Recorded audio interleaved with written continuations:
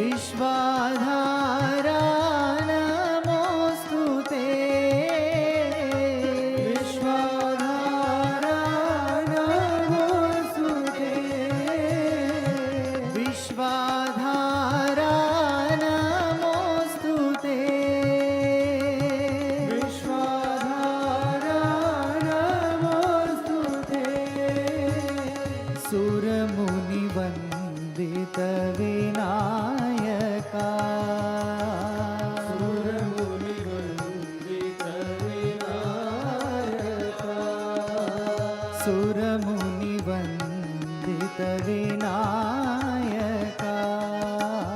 सुरमुनिवन्दित विनायका भवभयनाशा विनायका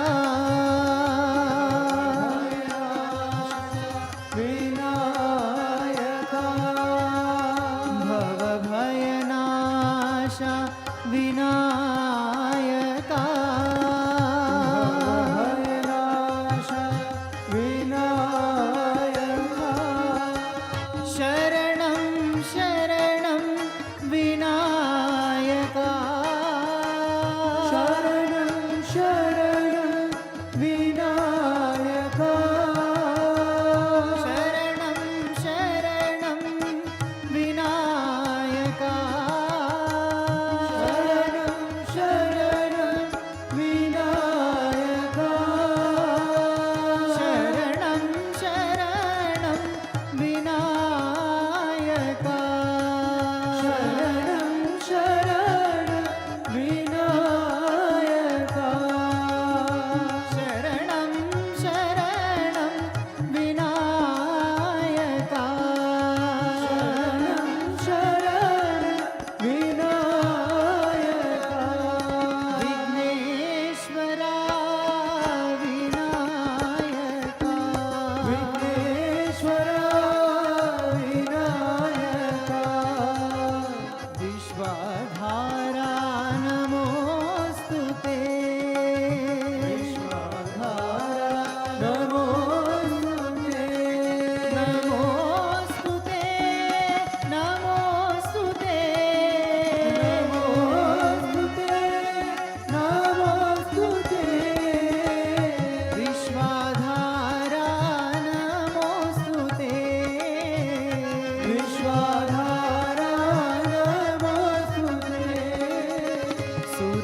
सुरमुनिवन्दित विनायका सुरमुनिवन्दित विनायका भवभयनाशा विनायका भवभयनाशा विनायका शरणं शरणं विनायका शरणं शरणं विनायका शरणं शरणं विनायका शरणं शरणं विनायका शरणं शरणं विनायका शरणं शरणं विनायका विघ्नेश्वरा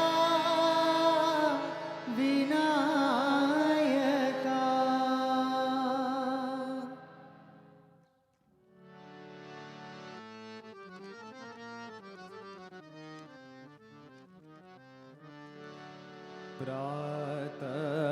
प्रातस्मरणं श्रीगुरुचरणं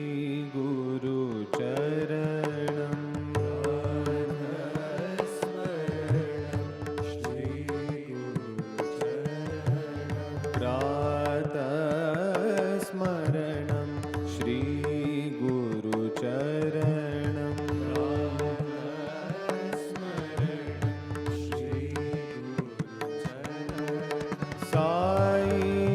साईशचरणं श्रीगुरुचरणं साईशचरणं श्रीगुरुचरणं साईशचरणं श्रीगुरुचरणं साईशचरणं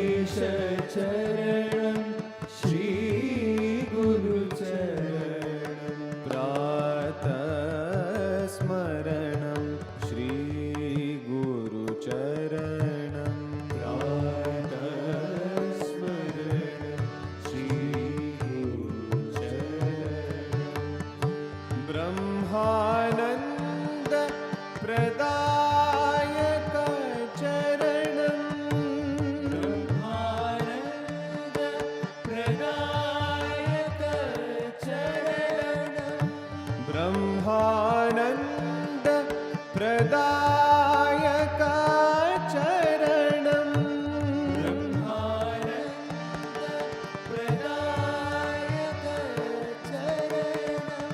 शरणं शरणं साईश चरणं शरणं शरणं साईश शरणं शरणं साईश चरणं शरणं शरणं साईश चरणं प्रातस्मरणं श्रीगुरुचरणं प्रातस्मरणं श्रीगुरुचरणं साईश चरणं श्रीगुरुचरणं साईश चरणं श्रीगुरुचरणं प्रातस्मरणं श्रीगुरुचरणं प्रातस्मरणं श्रीगुरुचरणं ब्रह्मानन्द प्रदायक चरणं ब्रह्मानन्द प्रदायक चरणं ब्रह्मानन्द प्रदायक चरणं ब्रह्मानन्द प्रदायक चरणं शरणं शरणं साईश चरणं शरणं शरणं साईश चरणं शरणं शरणं साईश चरणं शरणं शरणं साईश चरणं प्रातस्मरणं श्रीगुरुचरणम्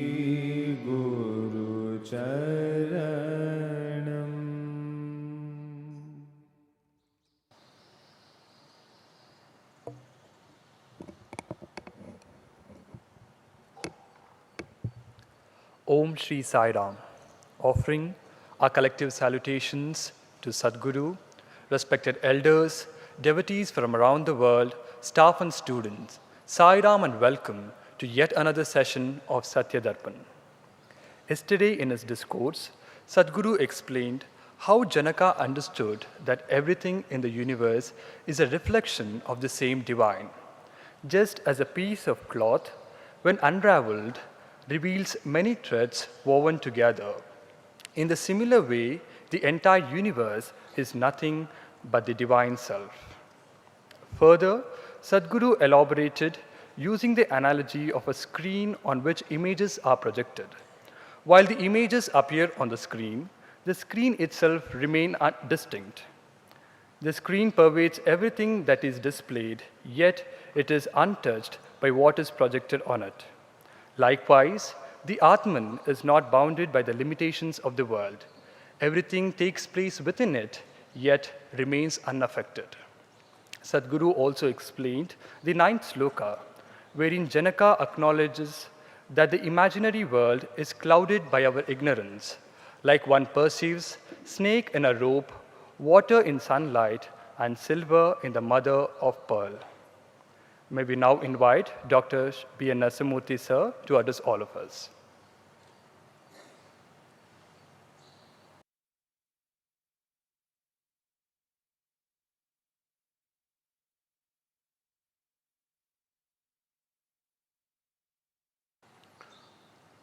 Most adorable Sadguru, brothers and sisters, very dear students, boys and girls.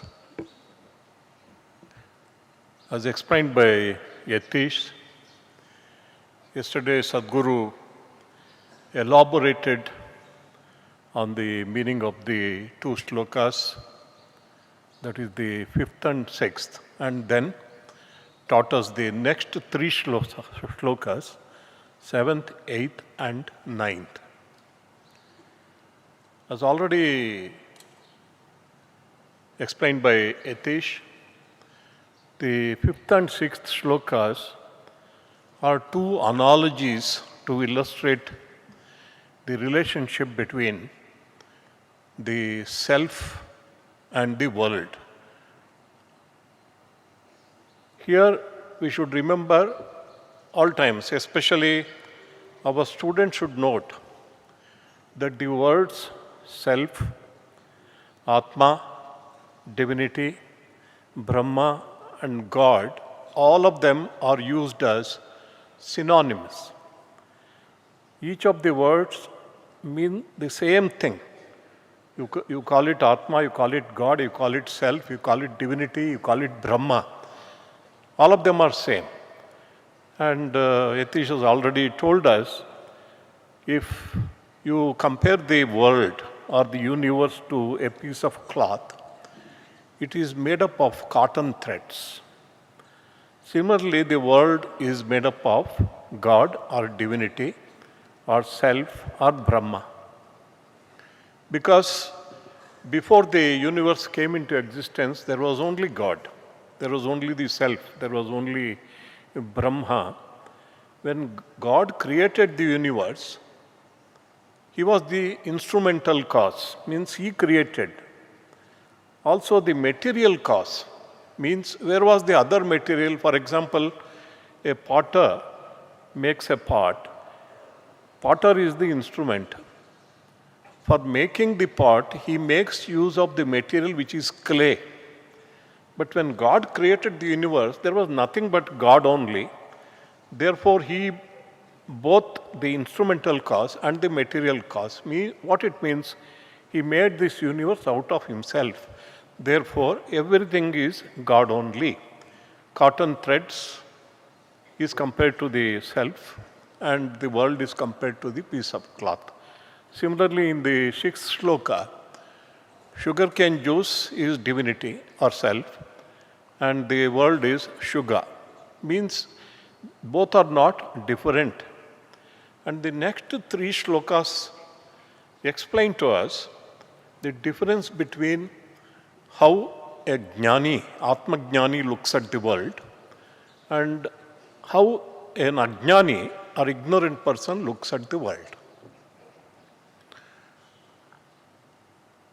Atma ajnanat jagat bhati. Atma jnanat na bhasate. That is a simple thing.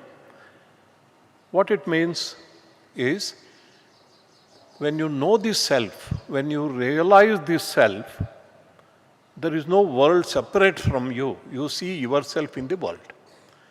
Otherwise, an ignorant person looks at the world as a conglomeration of diverse entities. That is, he looks at himself as, I am one person with this body-mind complex. There are many other people, many animals, many creatures, and many things in the world, many planets. See, this is how he looks at. When you look at the world this way, as an ignorant person looks at, the world gives you some pleasure, but immense sorrow. This is what Allama Prabhu said, Sasive Sukkakagi, Sagaradashtu Kashta Noda. Nobody can say there is no happiness in the world. Why? Otherwise people will not run after the world. But how much is the happiness and pleasure that you get in the world? Sasive means mustard seed of pleasure. For getting that, how much sorrow and misery you are undergoing? Sagaradashtu Kashta Noda. The sorrow and misery are oceanic, like an ocean. And you get pleasure or happiness, which is like a mustard seed. See, that is why an ignorant person suffers and a wise person does not suffer.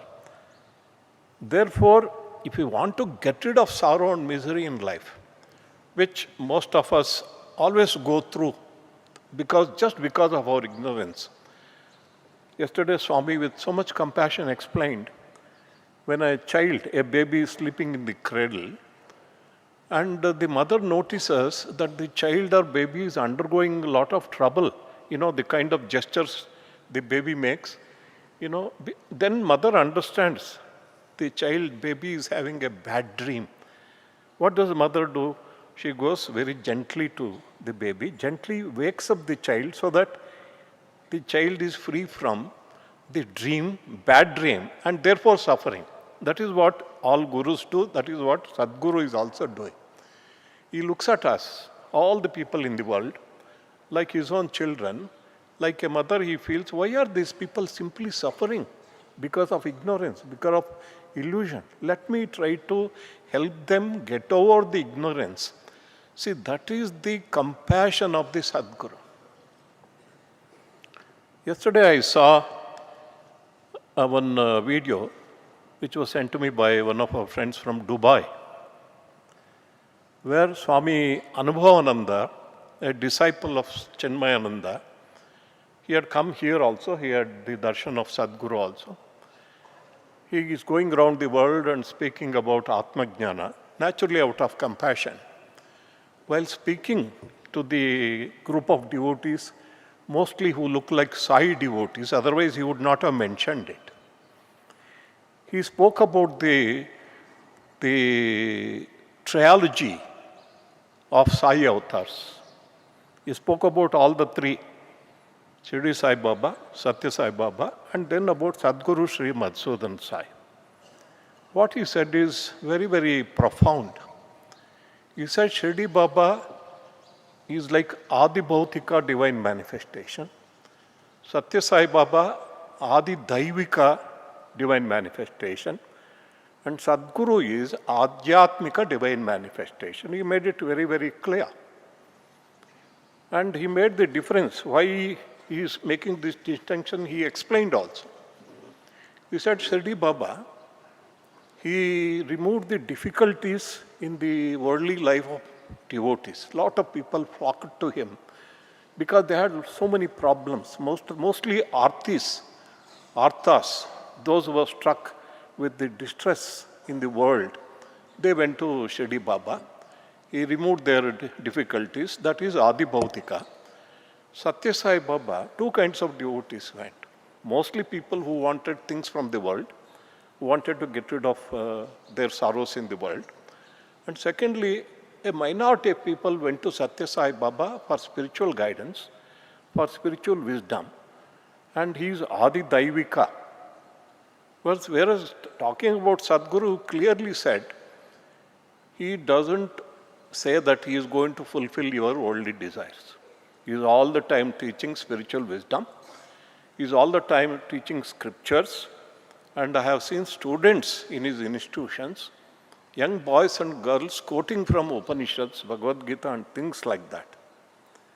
So he is Adhyatmika, spiritual redemption. He has come for spiritual redemption of mankind, which alone can really free us from all sorrows and miseries. But at the same time, looking at the problems of the world, especially of the poor people, especially of the children. Yesterday evening, Sadhguru's discourse is compassion for the children of Palestine or those areas. We see photos and we feel like crying.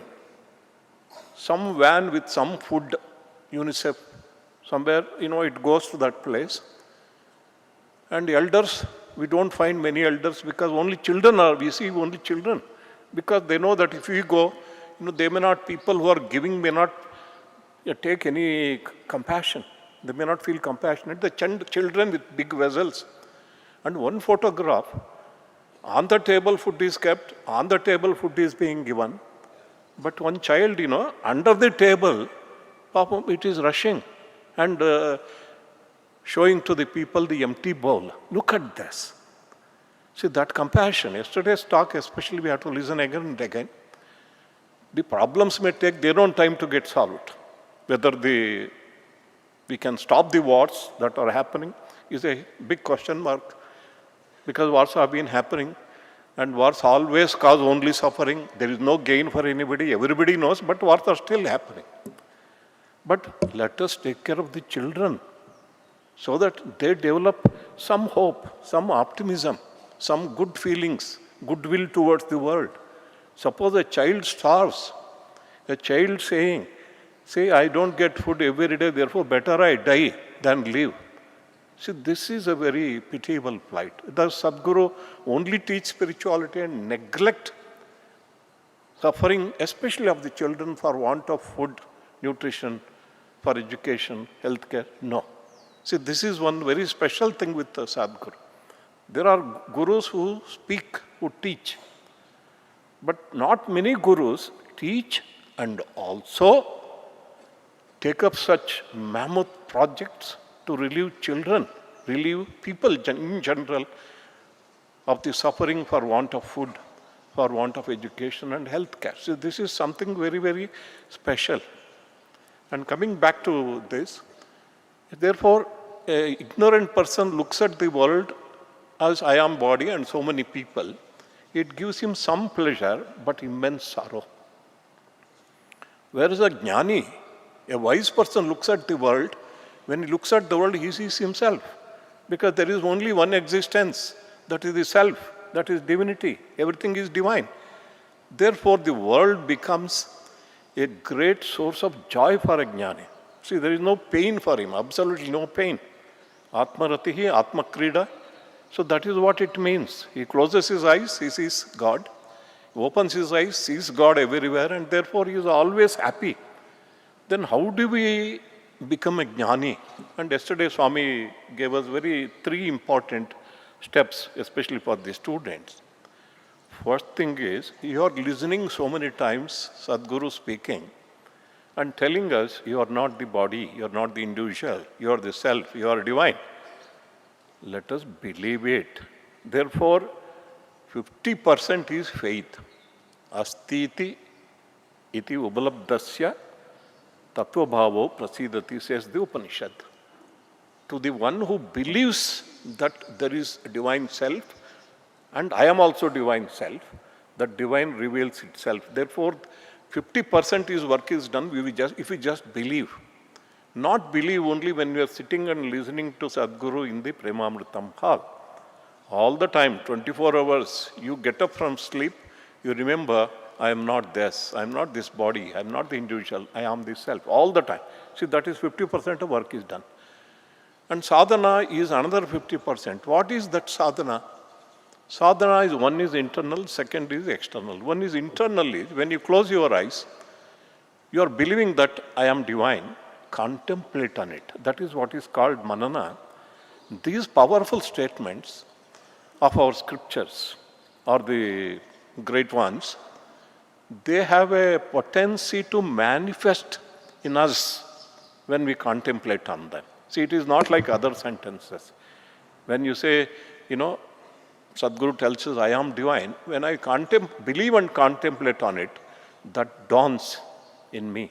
That wisdom dawns in me. They have that great potency, very powerful sentences. That's why they are called Mahavakyas. When you open your eyes and look at the world, all that you need to is become more and more selfless. Because divine is selfless, individual ajnani is selfish. From selfishness, you move towards selflessness. What do you mean? In our daily lives, we can practice it. Always thinking of myself, think of others. Try to help in whatever way possible. And that is the way. And that wisdom in a jnani expresses itself as love. How Sathya Sai Baba became such a great magnet for human beings because of his love, nothing else. And how did it happen? Because of his jnana. He saw himself in everybody. That love just oozed out of him. We can imagine, see, that he was himself embodiment of love. That love anybody could feel. See, that's why people flocked to him. See, other thing, people, we have only once we have prayed to God, grant me liberation, give me self-knowledge. After that, Sadhguru said, everything that happens in your life is divinely designed to take you towards you are getting that wisdom. Only once you operate sincerely to God, God liberate me, grant me self-knowledge, grant me Atma Jnana. After that, anything that happens in your life is for your good in this sense, in order to see that you attain self-knowledge. You gain self-knowledge. Therefore, anything happens in our lives, we are all sadhakas, supposed to be spiritual aspirants. We have to just think, this is good for me. Whatever happens, it is good for me, means we have to cultivate a sense of surrender. Thy will be done, not mine. I may ask for many things. It may not happen, but whatever you want to give, whatever you want that things should happen, let them happen. So faith, contemplation on the truth, becoming selfless, and not being perturbed by anything that happens in life, even if it is very, very disturbing, it happens with the knowledge of God, with the will of God. See, that surrender is most important. Then, our life becomes very, very happy. All that we need to do, not much, need not have to study all the scriptures. Sadhguru says, I am divine, let me believe, like Isaac Tiger believed when Baba told him.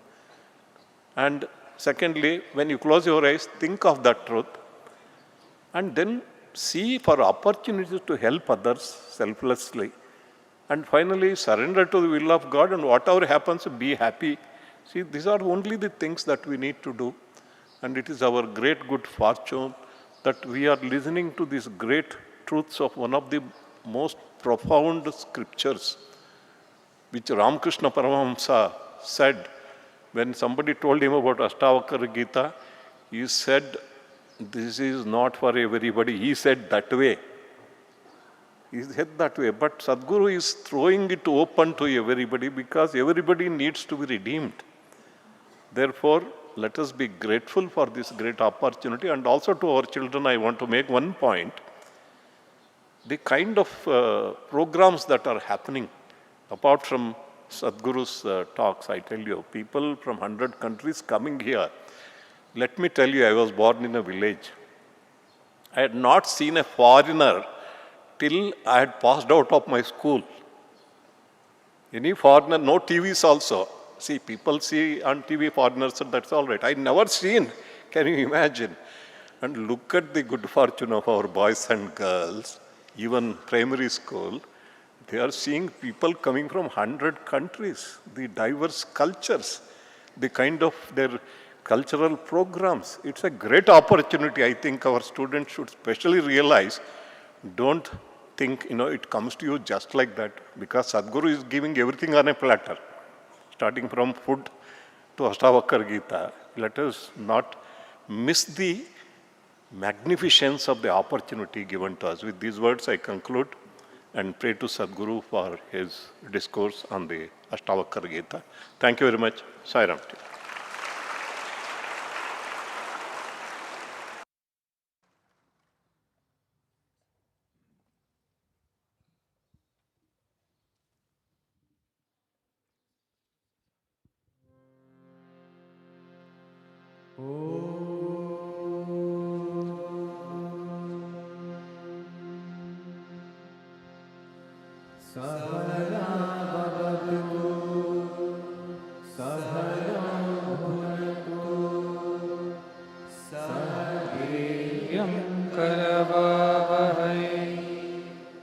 तेजस्विनावधीतमस्तु मा विद्विषावहै।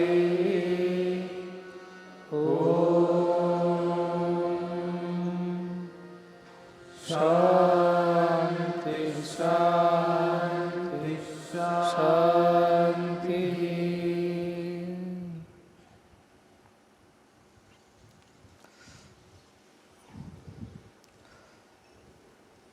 In Kathopanishad, when the Lord Yama is teaching Nachiketa, a very deep spiritual aspirant, because there is nothing that Nachiketa had to lose. He was already dead, because his father had cursed him that he should die and go to Yama. So you don't go to Yama in your physical body as when you are alive. It means Nachiketa's soul had traveled to Yamaloka and was waiting for some wisdom from Yama. By now we know we have different bodies. We have a Sthula Sharira, Sukshma Sharira and Karana Sharira. Sthula Sharira is the physical body, bones and flesh. Sukshma Sharira is the mind, which carries all the emotions, memories, vasanas, samskaras. And then there is Karana Sharira, which is beyond these two. It is the soul part of it which is untouched by the mind and the body. But it is the awareness part of it in us, the presence of Brahman. So this Nachiketa had gone there and he was asking Yamadharmaraja all kinds of questions. And Yama tried to dissuade him by saying, why don't you think of other things like I will send you back, or I'll send you to heaven, I'll give you as much wealth as you want. And if those kinds of pleasures are not available on earth, I will bring it from heavens and give it to you. There will be damsels, there will be music, there will be pleasure, there will be merrymaking. Ask and you can rule the whole earth for as long as you want. You don't have to die. Yet Nachiketa does not budge from his resolve to know the truth. He says, at the end of it all, you will be waiting for me, I know. I may spend 1,000 years enjoying the world and my pleasures of the world, but at the end of it all, I have to come to you again. I will not be able to redeem myself. So I do not want all those things. You tell me the truth. The resolve of Nachiketa. And then Yamadharmaraja tells, and then he tells the biggest obstacle in this path is that by design the world has been created to take man away from God. In a way that the pleasures, the distractions, the ignorance that permeates the world, for an Ajnani it is very difficult to wade through this entire thing and find God. He tells him that Paranchikhani Vetrunat Swayambhu Tasmat Paran Pashyati Na Antaratman. The senses have been created by the divine in such a way that they are always outward going. They always want to run behind the pleasures of the world or distractions of the world. They get very quickly fascinated by all that they see, hear, taste, smell and touch in the world. They are very powerful, he says. Kaschid dhira pratyagatmanam aikshad avrutta chakshu amrutatvam icchan, he says. Amongst those so many people who are so entangled in the world and the pleasure and the merrymaking and chasing shadows and butterflies, as I say, they cannot just turn their mind inwards and think of God and greater things. So their senses drive them outwards. That's how the senses have been designed. But one great, discriminating, courageous, spiritual seeker takes the efforts to turn the gaze inwards, to turn the senses inwards and withdraw within. And such a person is desirous of immortality, so for which sake he puts this effort on the spiritual path. If you are not desirous of immortality, you would not put these efforts. If you are okay with being born and dying again and going through the same cycle over and over again, then it is not for you, the spiritual path, because it doesn't interest you at all. But then, what is the fate of such ignorant people? Our scriptures say, at some point in time, they will be fed up of the world. They will realize, the soul will remember from the previous lives, the difficulties, the trials and tribulations they have gone through in pursuit of pleasures, and yet haven't found satisfaction and fulfillment. That memory will remain of the wrongdoings, and that will, in a way, motivate them to look towards God. This is how a soul turns towards God. Again, Mundakopanishad says very nicely, Pariksha lokan karmachitan brahmana nirvedamayat nasti kinchit akrita kritena. It means after having gone through the world and all the things of the world, all the pleasure and pain, losses and gain, one finally comes to a conclusion. What does he come to a conclusion? He says that self, which is akrita, which never has been manifested in the physical world in a physical way, cannot be attained by physical actions and activities. By the self means the supreme joy, cannot be attained by the temporary things. How can permanent be attained through temporary means? The method you are applying itself is wrong. You are using temporary ways to attain permanent joy. No, permanent ways should attain permanent joy. Temporary ways will give you temporary joy. So senses and mind will give you temporary joys, whereas the soul, the self, which is eternal and permanent, alone can give you permanent joy. So this person comes to this conclusion after a long, long time, many life cycles, and comes to this Pariksha Lokan after having thoroughly analyzed. Yesterday, Janaka is telling, I have analyzed and come to this conclusion that self alone is, everything else is just an illusion. So this person analyzes Pariksha Lokan, Karmachitan, having done all the work. Karmachitan means having made a pile of all the actions and reactions of it. Finally analyzes and says, what have I been doing all this while? I was thinking all this is going to give me great joy, but seems like it doesn't. And then he finally comes to a conclusion, and then he searches for somebody to teach him the truth, because he has no clue where to find the truth. So he searches for a guru. tad vijnanartham gurumeva vigachet samitpani shrotriyam brahmanishtaha, it says. Then to know the truth, the way to the truth, the way to that supreme, permanent, eternal joy, he seeks out a guru, searches for a guru. And that readiness of the Shishya makes the guru appear. In some way he finds the guru, the divine guides such a person to the guru. And how does he reach the guru? He comes like a dry wood, as we said. It is a symbolic way of saying that your mind is dried up now. It is no more wet with the vasanas of the world. It has learnt its lesson. Now it wants only God. And it wants a guru to guide you towards God. So such a mindset alone can lead you to God. So like dry wood catches fire quickly, like that this mind of a sadhaka, which has analyzed thoroughly the way of the world, the nature of the world and its impermanence, seeks the permanent joy and comes to a guru with that readiness. And when that readiness is there, and guru speaks, what kind of guru? Shrotriyam Brahmanishta. He is Shrotriya, he is learned in the scriptures, he lives the scriptures. Sat Shastri Kurvanti Shastrani, says Narada Bhakti Sutra. A noble one, a great one, he makes the spiritual texts become more spiritual and sacred because he lives those texts and become the living embodiment, walking, talking scripture he becomes. So he gives true fulfillment to the scriptures. Sat Shastri Kurvanti Shastrani, it says. So such a guru he reaches to and then submits himself in a complete surrender. And the guru is Brahmanishta. He is absolutely established in the idea of Brahman. He does not know it as theory, he knows it as an experiential reality. Such a guru is capable of imparting that wisdom to the ready disciple. So this is the basic, because Narasimhamurti started about discipleship and what is the readiness. I am again repeating. After having thoroughly analyzed the world and its ways and realizing that this does not lead us to permanent joy. I am happy one day, I am sad in another day, some days are good, some days are bad, I am fed up. I am fed up with this seesaw. I want stability in life. I want peace. I want permanence. Then only you seek God. People who are busy in the world, billions of them out there, they are so happy doing what they are doing. They do not have any idea also that they are all going to be suffering at the end. It all looks so pleasurable at this point in time that even if you go and tell them, they will say, I don't need to know God. I don't need God at this point in time, because mind is so busy thoroughly enjoying itself in the ways of the world. But soon, as Nachiketa says, Sarvendriyani Jarayanti Tejaha, all the senses will be drained of all the energy after some time. And that time you will realize, where do I go? So that is what happens to most of the people. Whole life they have spent seeking pleasures, and at the old age when the body is not cooperating, it is incapable of enjoying any more pleasures. You can't eat your food, it doesn't digest. You can't sleep, you don't get sleep at all. Everything is paining everywhere.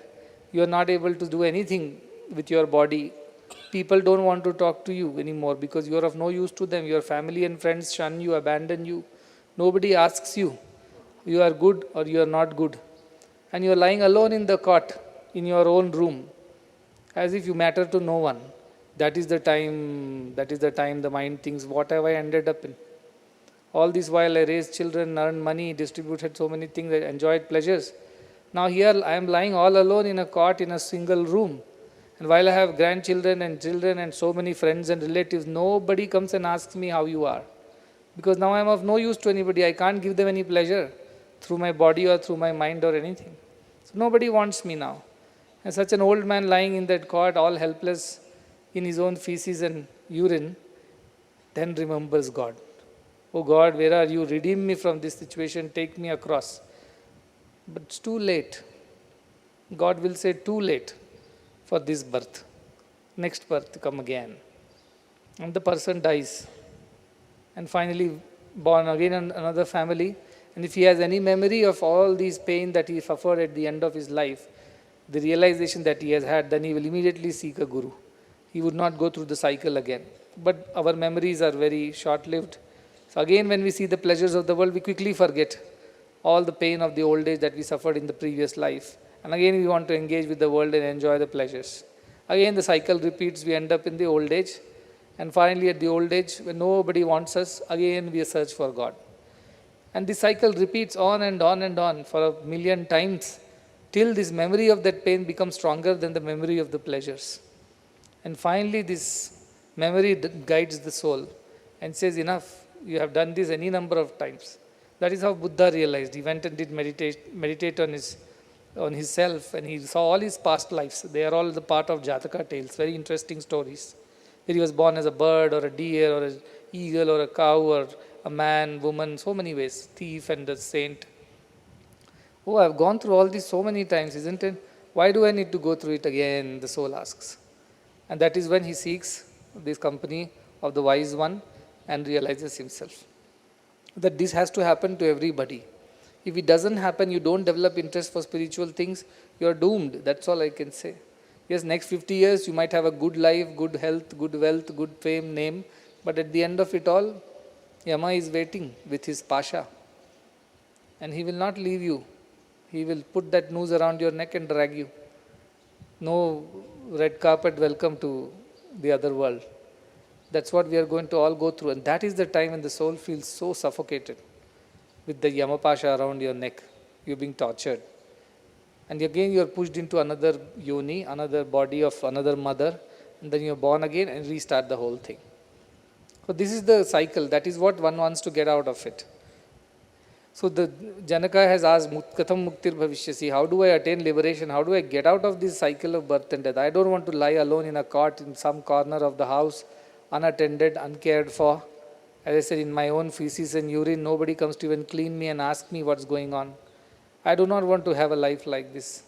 Please tell me, how do I redeem myself once for all from this body and mind so that I don't have to come back again and deal with these things again. But Ashtavakra is another level. He teaches him to see God, see divinity while he is very much here, not after death. There is one mukti which is Videha Mukti. After you die, you realize the self and you become God or whatever. The other is Jivan Mukti. While you are alive, you are free. Because you are not attached to anything or anyone. Things happen, but you don't do it. Things happen, you don't enjoy it.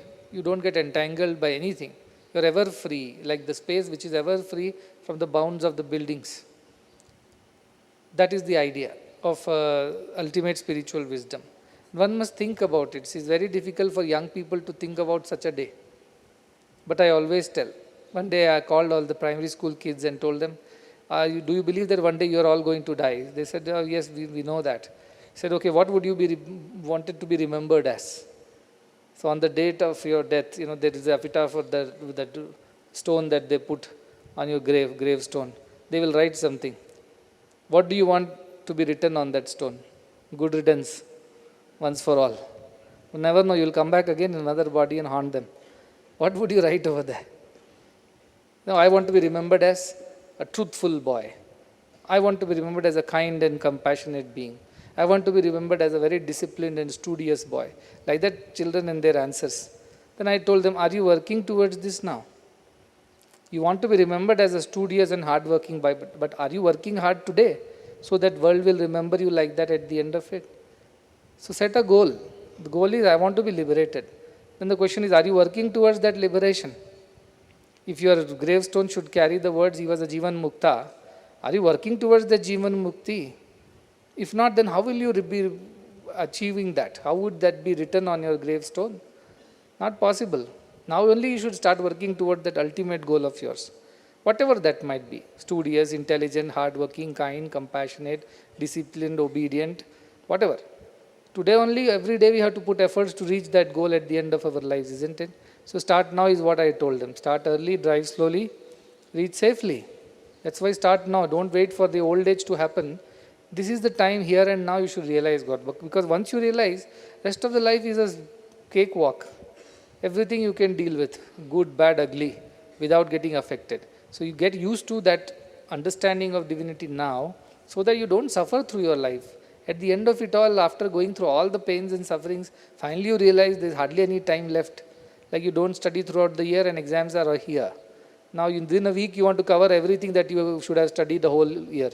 How will you do that? All stress and pain and fear starts. Then you go and mess up the exam and again you are reborn in the same class. Repeat the class. This is what is happening to most of the souls. Most of them. But there is a way out. That's what Ashtavakra says. There is a way out. You don't have to go through this. This is unnecessary. Unwanted.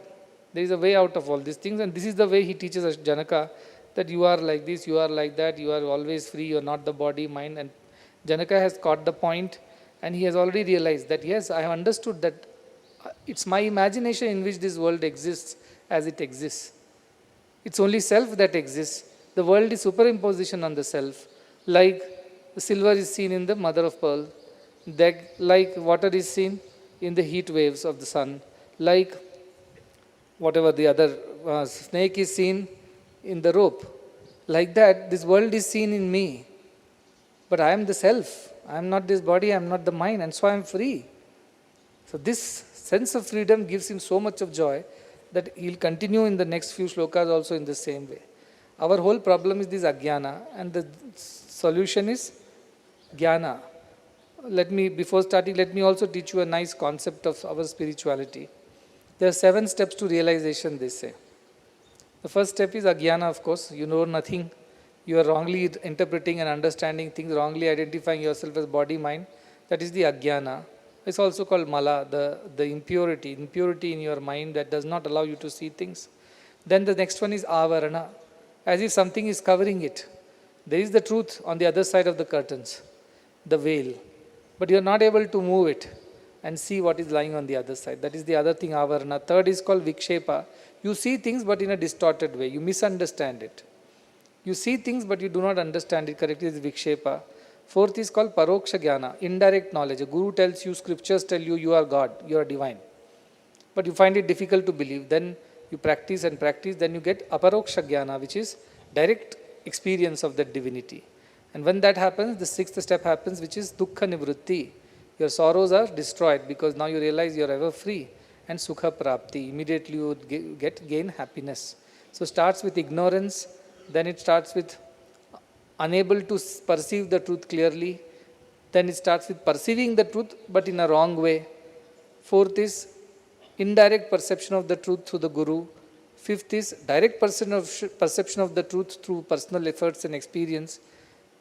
Sixth is removal or destruction of all sorrow. And seventh is gaining of happiness. These are the 7 steps. And there's a beautiful story, so I will narrate. You will remember this, how it happens. It seemed there were 10 friends who were crossing a river. Like our Veda Pathshala students are there, right? So they swam across the river, went to the other side, and they just wanted to make sure that they are the same numbers. That 10 of them crossed the river and all 10 have reached the other bank and nobody has drowned. So they started counting. First fellow started 1, 2, 3, 4, 5, 6, 7, 8, 9. He said, there are only 9. We are not 10. So the second fellow said, wait, let me count. He started 1, 2, 3, 4, 5, 6, 7, 8, 9. He says, only 9 are there, 10 is not there. Everybody counted and they found only 9. And they all started crying that one of our classmates is gone, drowned in the river. This is ignorance. Then Guru came, one person who was going, he said, what happened, why your kids are crying? So, we lost one of our friends in the river. He said, how many of you were there? We were 10, but now we are only 9. He looked around and said, something is wrong with these people's counting. He told, no, you are 10. He says, no, we are 9. We are sure we are 9. We counted 9 times. 10 times we have counted, but we are 9 only. They are not listening to this man. Then he said, show me how you counted. 1, 2, 3, 4, 5, 6, 7, 8, 9. See, we are 9. Then he said, you didn't count yourself. Count yourself also. 1, 2, 3, 4, 5, 6, 7, 8, 9, 10. Then everybody had said, really? Then everybody counted and realized that, all 10 are there. They became immediately happy. All their sorrows were destroyed. 7 steps is this. First, you come out of the river. You are ignorant of how many people are there, how many people are not there. So you start making some efforts. What is the effort? Avarana. You are not able to see yourself as if you are veiled to yourself, and 9 others you see and count them in. The 10th one you are missing. Then vikshepa. Even when others count, they also count in the wrong way. Wrong understanding of the scriptures, wrong understanding of the truth. Then a guru comes and says, wait, I will count. See, 1, 2, 3, 4, 5, 6, 7, 8, 9, 10. You are 10 people. Then they said, how are we 10? Till now we were 9. Then guru teaches. That is the indirect experience. Indirect knowledge is guru teaches you that you are 10 and not 9. Then guru holds your hand and teaches you to count it right. 1, 2, 3, 4, 5, 6, 7, 8, 9, 10. That is direct knowledge. And then you become very happy. Paroksha, Paroksha Jnana has finished, now become Dukkha Nivritti. Immediately sorrow is destroyed. Because sorrow was imaginary, isn't it? Actually, you were always 10. You didn't understand, so you were suffering. And immediately there is joy, Sukha Prapti. So this wrong understanding of the world, wrong understanding of the perception of the world is the reason why we are miserable. We search for divinity elsewhere, whereas we ourselves are divine. It's like we are searching for what we already are. And this wrong understanding that we are body and mind is causing all the sorrow. Like this 10th fellow missing is causing all the sorrow to all the 10 people. Whereas a guru who can see things from outside, a third party, he says, you people are counting it all wrong, you are already 10. You never were 9. But because of your wrong understanding and perception and wrong counting methods, you are suffering. Now he removes the suffering. So really, did Guru remove the suffering? Did really Guru give you joy? No, he just removed ignorance. Ignorance goes, suffering goes. Till ignorance was thinking that there is a snake in the rope, it was suffering. The moment there is a jnana, immediately that suffering disappears. And because the rope, snake has disappeared. The truth is that snake never was there. So Guru did not make the snake disappear. Guru did not make the sorrow disappear. He only told you that there was never any sorrow. You were untouched by any sorrow. You imagined to be sorrowful. All these pain and pleasures are only manasani. It's all in your mind. It's not you. It's not your nature. You are ever free. This idea itself is so redeeming, so revealing, so liberating that you can't be touched by these gains and pains and pleasures and sorrows and all these vicissitudes of life. Those dualities don't affect you. That idea itself is amazing. Now, I'll go back to the story of those kids who said, when I die, I want to be remembered as this. Now, put yourself a question to yourself. How do I want to be known as when I pass away? Should I be known as Jivan Mukta or should I be known as Baddha, bound? If you think your goal is to have Jivan Mukti, I was a free soul, then work towards it. Then every time a sorrow, pleasure, pain, all these dualities come, tell yourself, none of this is me. I am beyond all these things. These are all passing clouds. These come and go on the surface. I do not change. I remain the same. And if your mind is not agreeing to it and making mischief by saying, no, you are really sorrowful, just now you lost this much, or money, or people, or friend, or kith and kin, you ought to be sorrowful, you have to be sorrowful. If mind says like that, you have to tell the mind, that is not me. I am self, untouched. That's all emotions which are like waves on the surface. Deep down, the ocean is calm only. On the surface, there is some activity. These are all in the surface. Don't get too entangled in these things. You keep telling yourself this. Then only your gravestone will carry Jivan Mukta. Otherwise, it won't carry. So if you have a goal in your life, then you have to work towards that goal and start early, because it may take time, because so many births and births you have believed that you are a body and mind. All of a sudden, you can't just shun it and think that it is not so. It will take a lot of effort. But if you are not putting efforts with the same sincerity as Janaka, then there is no jnana can happen to you. And that is why it is continuously being repeated again and again, that everything that we see is like an illusion. It is not reality. It is an appearance. And we believe the appearance to be true, and then we keep suffering through the appearances of snake in the rope, and suffer with the fear that all this is true and this snake is going to come after me. I'll go to the next shloka. 2.10, right? It's on page number 73. He says, Matto vinirgitam vishwam mayyeva layameshyati mrudi kumbho jale vichihi kanake katakam yatha. Now he has expanded his vision even further, Janaka. He says, Matto vinirgitam vishwam, the whole universe emanates from me. Like the dream comes out of the dreamer. Like that, this whole universe has come out of the same self, the supreme self. Vinirgatam Vishwam, Mayyeva Layameshwati. It again merges back in me. Where does the dream go after you wake up? Where does the dream trees, houses, roads, all the things go? All the people go. They all go back into you only, because once your dream ends, all the dream world disappears into you. Likewise, this world that we see around, it is emanated from me, the Supreme Self, and it goes back into the Supreme Self. What our Narasimhamurtiji was telling, that whole creation has come out of the same self. and goes back into the same self. There is nothing other than that. In fact, our people who follow the Dvaita Bhava also sometimes say that Vishnu is sleeping and dreaming. And in his dream, all these things are happening. You, I, this world, and this sorrow, gain, pain, everything is happening. In the dream of Mahavishnu. They think Vaishnavas say like that.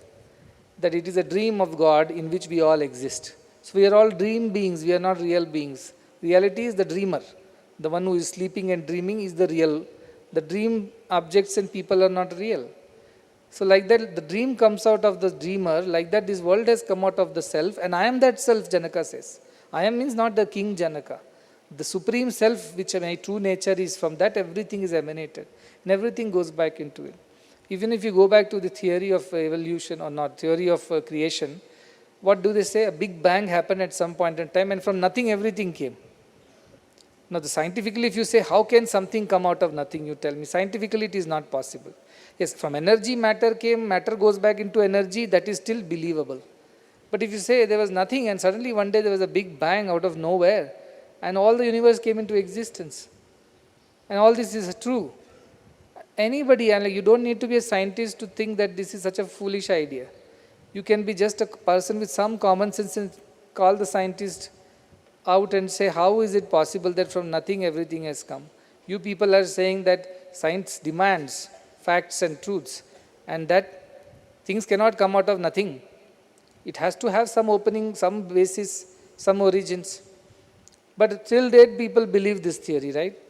Big Bang theory. But how foolish it is even at the surface of it. If with common sense also if you think, it doesn't appeal to my intellect. How can something come out of nothing? In fact, there is a story that it was one who invented Thomas Edison. Thomas Edison, who invented the light bulb and so many things, it seems he was traveling in a train and was reading the Bible.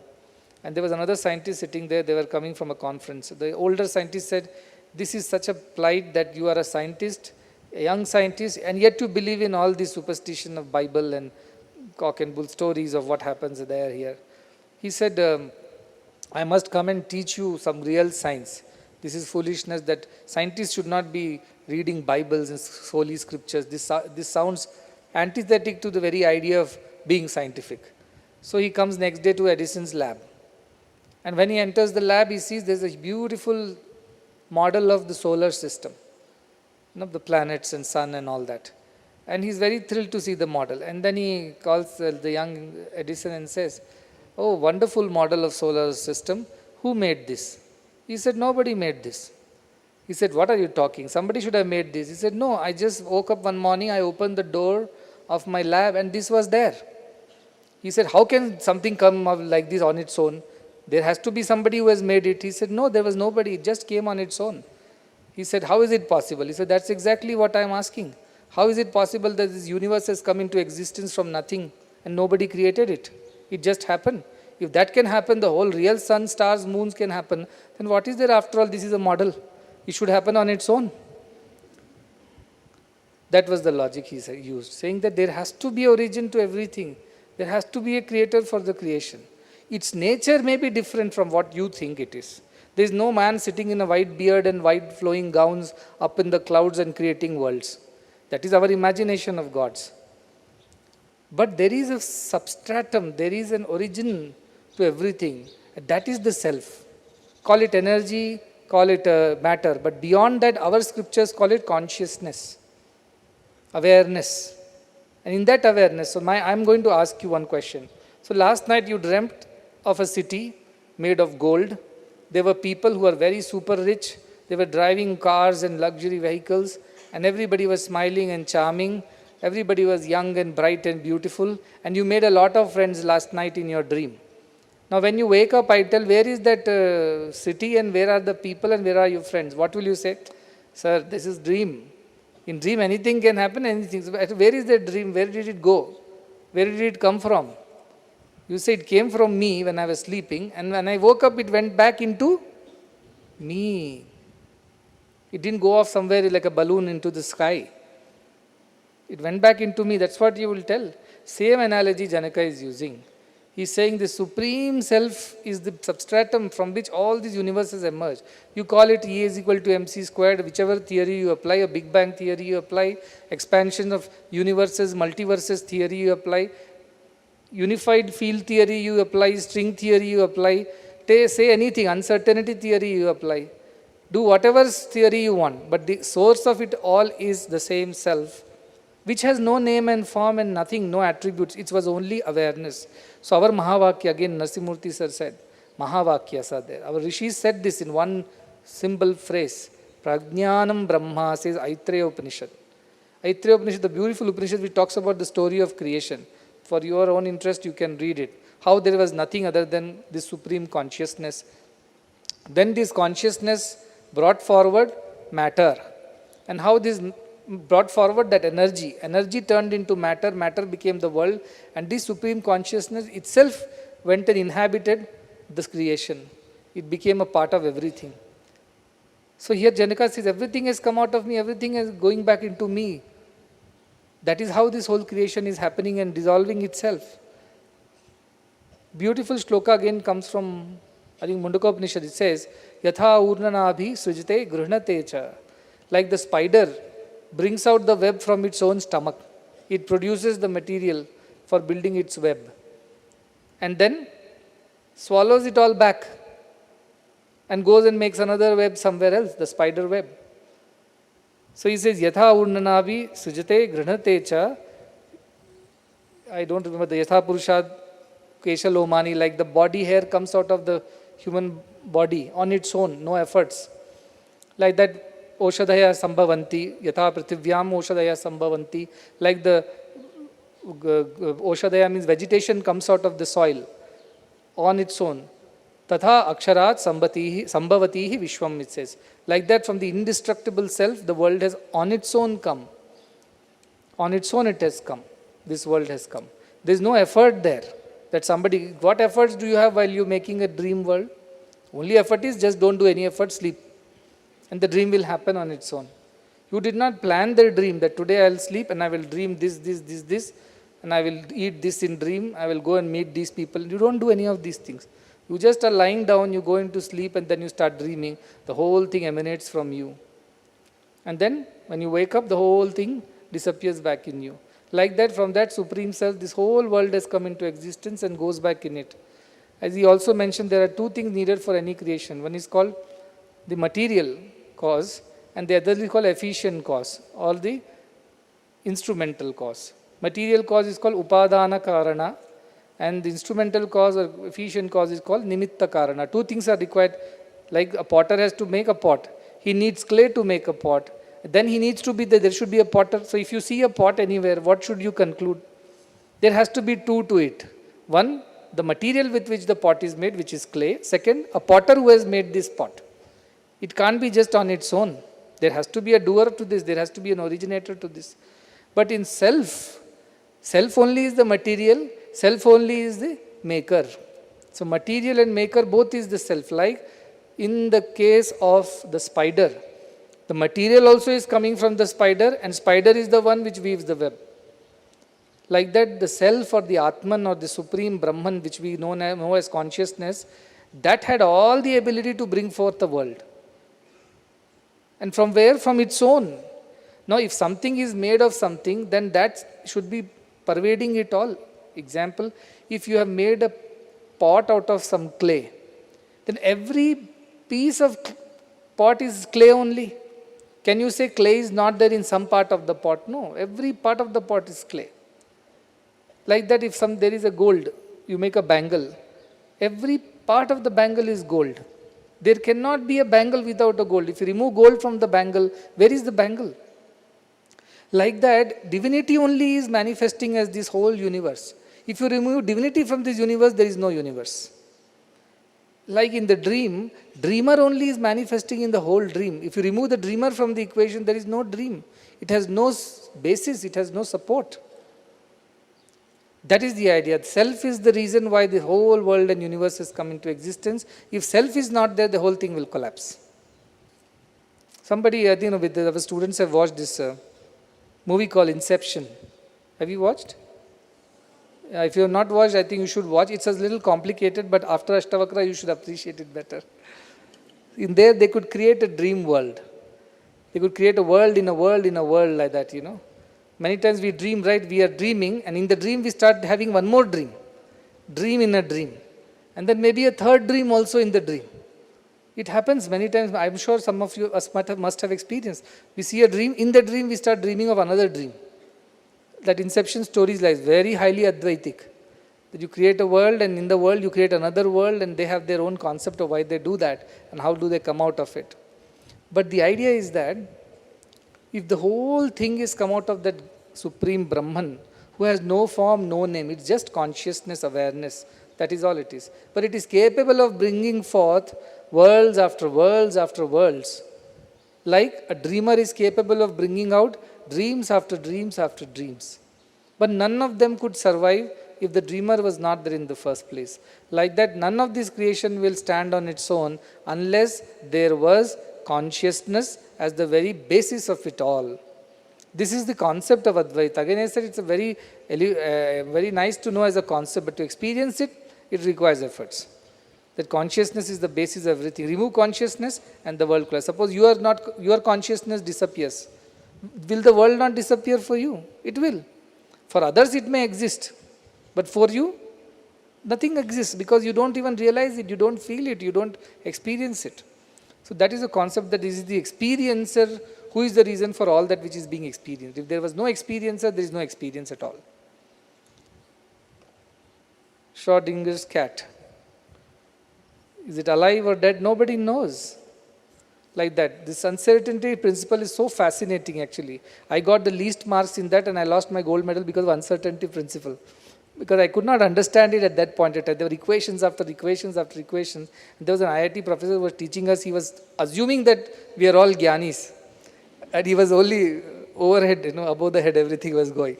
So this concept, it was very difficult to grasp. How can an electron be a wave as well as a particle? And then all the double slit experiments and its pattern, wave patterns, at the same time behavior like a particle. And then there are separate equations to say at this moment it could be wave, at this moment it could be particle. The whole thing was very confusing for me, so I did not study it properly. And I remember when I did not score well, the professor was very disappointed. He used to come from IIT Madras, and Professor Natarajan. He called me and told, I thought you were a very brilliant student. How come you did not score anything in this? I couldn't explain that. I didn't understand how can both happen at the same time. You are there and you are not there. How can that be true? But that is what you are telling, that the electron is a particle as well as it is a wave. So you can locate it and also you cannot locate it. You can point it, you cannot point it.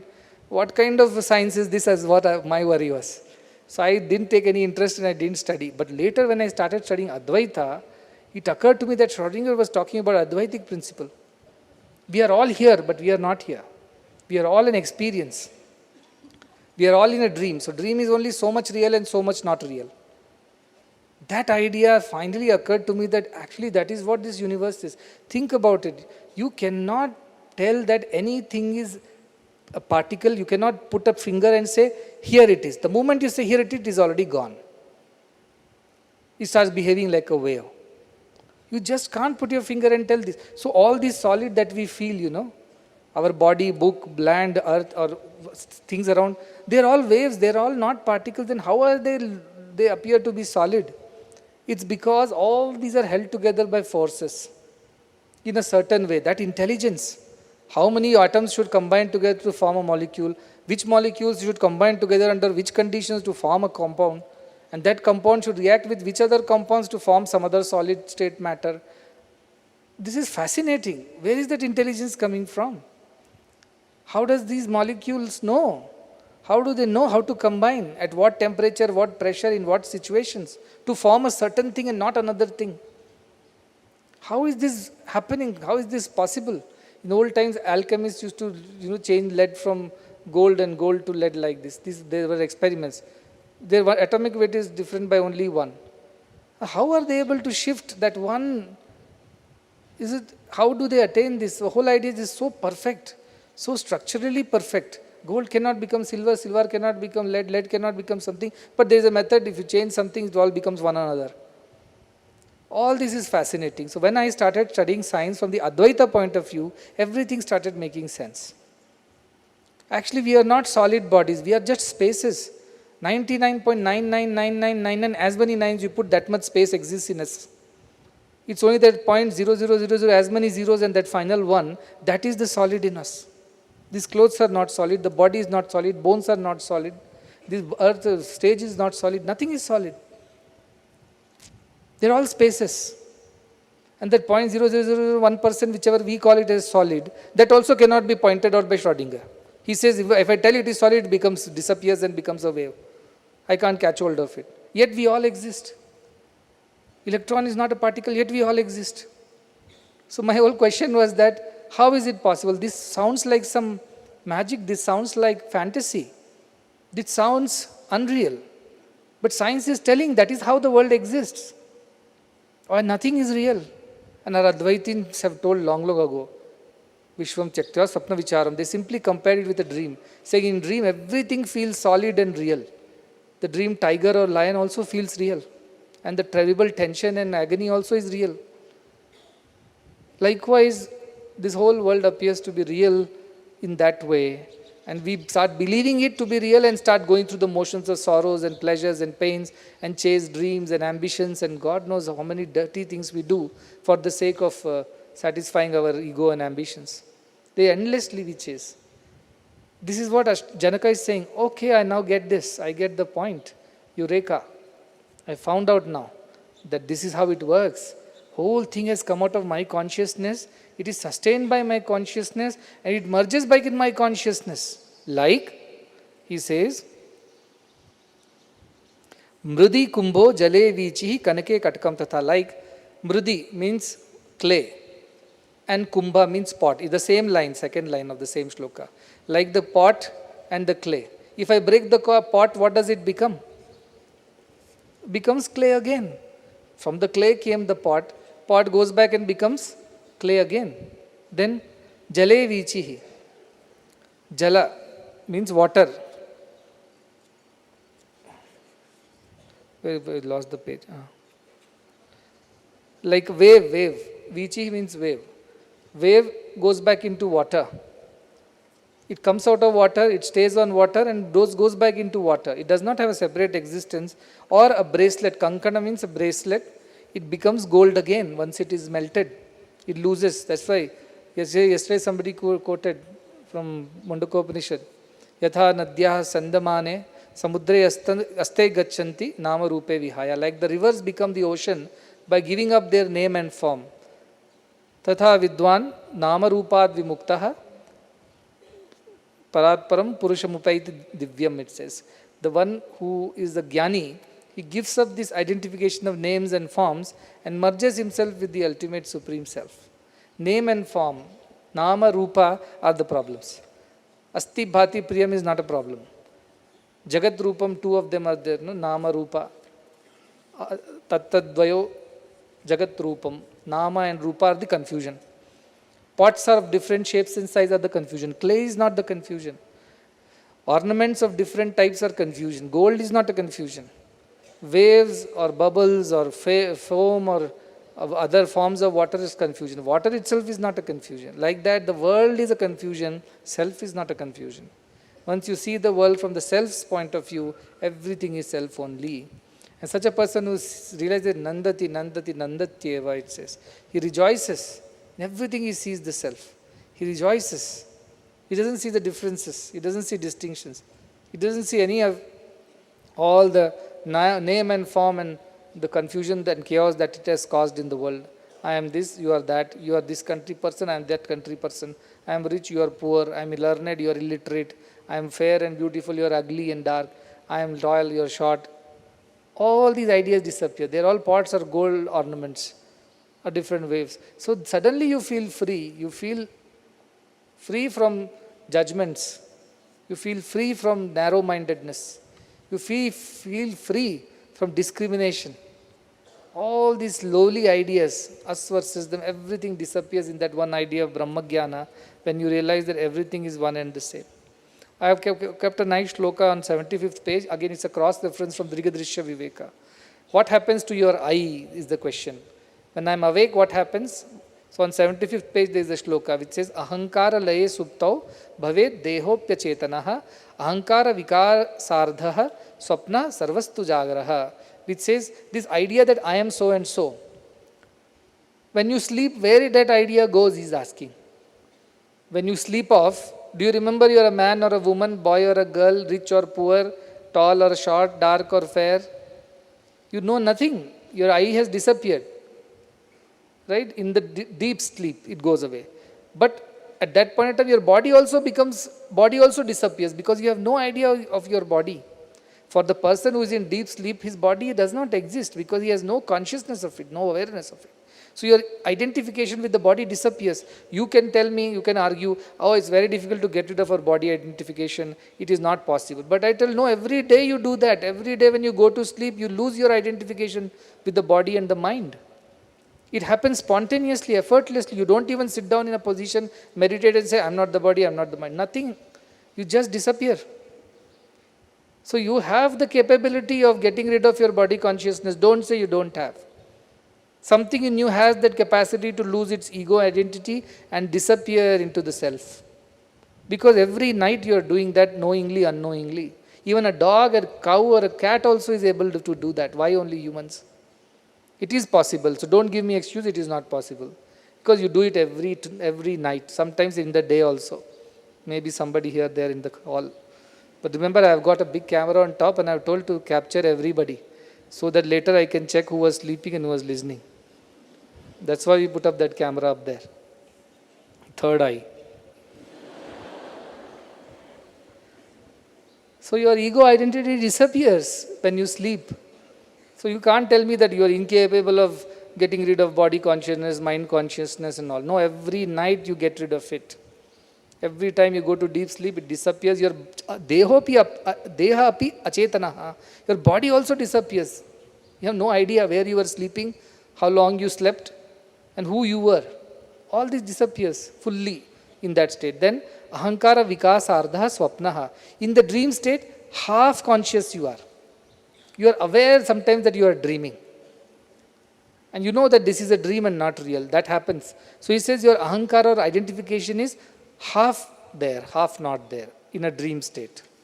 Why? Because in the dream, while you know I am sleeping in my hostel room and this dream is going on, and sometimes you are aware of the dream that you are actually dreaming this dream. So that time your ego identity with the body and self is partially there, partially not there. But sarvastu jagraha. But when you wake up, the whole body consciousness comes back in its fullest.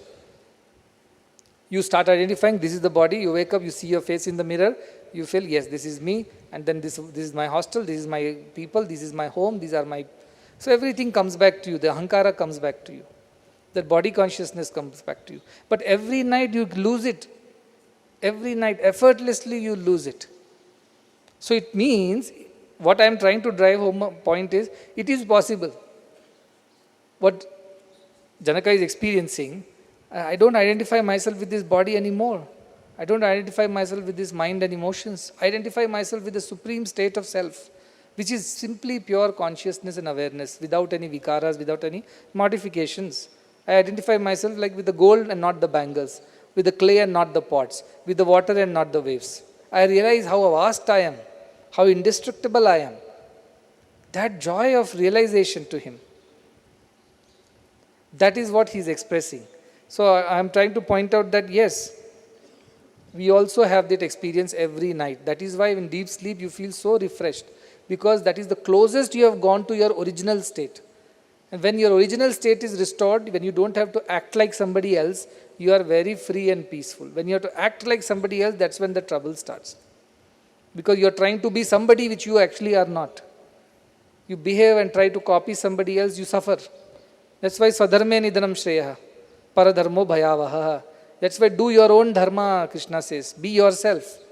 Don't try to imitate somebody else's dharma. Because whenever you try to act like somebody, you are being unreal. You are being different from what you originally are. And that's when you suffer.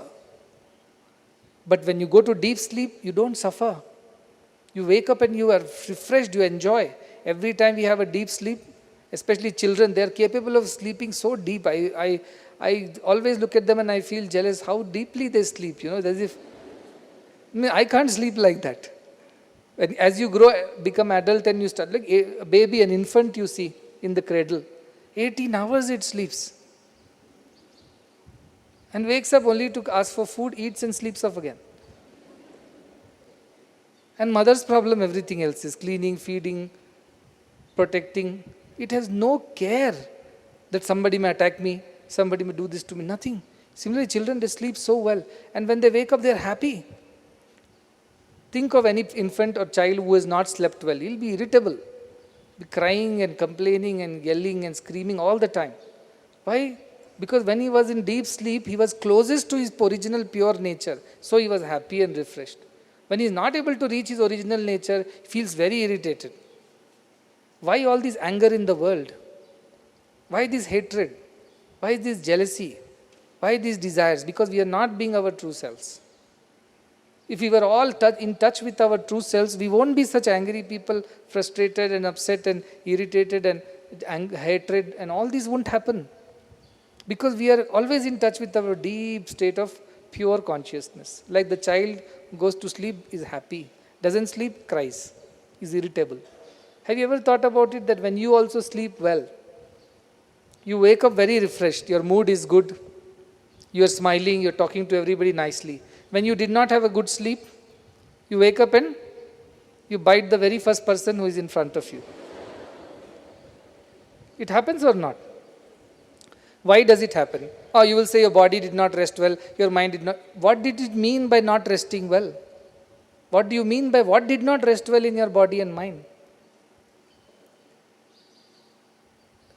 This Dehabhimana did not rest well.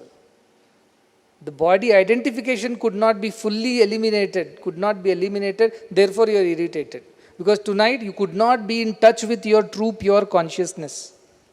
And that is why you are irritated in the morning. But that consciousness that you experience as part of your deep sleep, unfortunately, is not in your control. But fortunately, it is still happening to you. Otherwise, we all will be very angry people. Luckily, God has created a mechanism of night and says, your mind has to go to rest. And I see so many people, they take sleeping pills after sleeping pills because they cannot get rid of this body consciousness. They're so full of desires, so full of ideas, negativities, that they are not able to slip into the state of self effortlessly. They need a pill to put their system off. But children, naturally. So we feel happy when we sleep very deep only because we have gotten rid of the false identity with the body and the mind. That's all it is. That is what is refreshing feeling when you wake up, rejuvenated, re-energized. When it does not happen, we are irritated, we don't feel the energy, we don't feel happy about it. It has nothing to do with body and the mind. It has to do with not losing the body identification while sleeping. That is the cause of all the misery. Imagine if we are always in the state of Supreme Self, identified with that, even when we are awake, theoretically I am saying, then we will be happy always. Even when we are awake, we will be behaving well. Nothing would disturb our peace, nothing would disturb our calm. Why? Because we are always experiencing the joy of that deep sleep-like consciousness. But that does not happen. So people do meditation to withdraw from the body and the mind and go to that state of self, samadhi they say, because they are enjoying it. In fact, when the morning I came and sat here, when Pranav was singing, I very naturally slipped into that deep state of consciousness. It was so nice that I thought, I have to teach Ashtavakra now. I could have skipped that today and just listened to some more songs and just enjoyed my morning. But unfortunately, that is what I say. It's not given to me to do as I please. I have to do what the divine dictates. It's not given to everybody to do that. Otherwise, I would have been very happy. If it was Ramakrishna Paramahamsa, who cares? Hospital is running, salaries are paid, people are happy or sad. Who cares? He is lost in his own self. You'll see Mother Kali lose himself, dance in joy, fall on the floor, and be lost like that for days. And nobody could tell him, no, wake up because you have office to attend, you have to attend to this, there are people, devotees arriving, a function is being performed, you have to go and give a lecture. What lecture, what nothing. Ramakrishna Paramahamsa won't care. So they were always happy in that state, but it's not given to everybody. Why? Because there is a role to play. By divine design, there is a role that has to be performed. So that is what I am saying, that when you are in touch with your consciousness, you are very peaceful. And deep sleep is one time when you are in touch with your consciousness. Unfortunately, you don't know it. Nevertheless, the effect of it, you have it. When you wake up in the morning, you feel the peace and calm and rejuvenation because you are in touch with your true self for some time at least. That's why I say deep sleep is very important, and that happens only at certain time. Why our schedule also has been designed like that.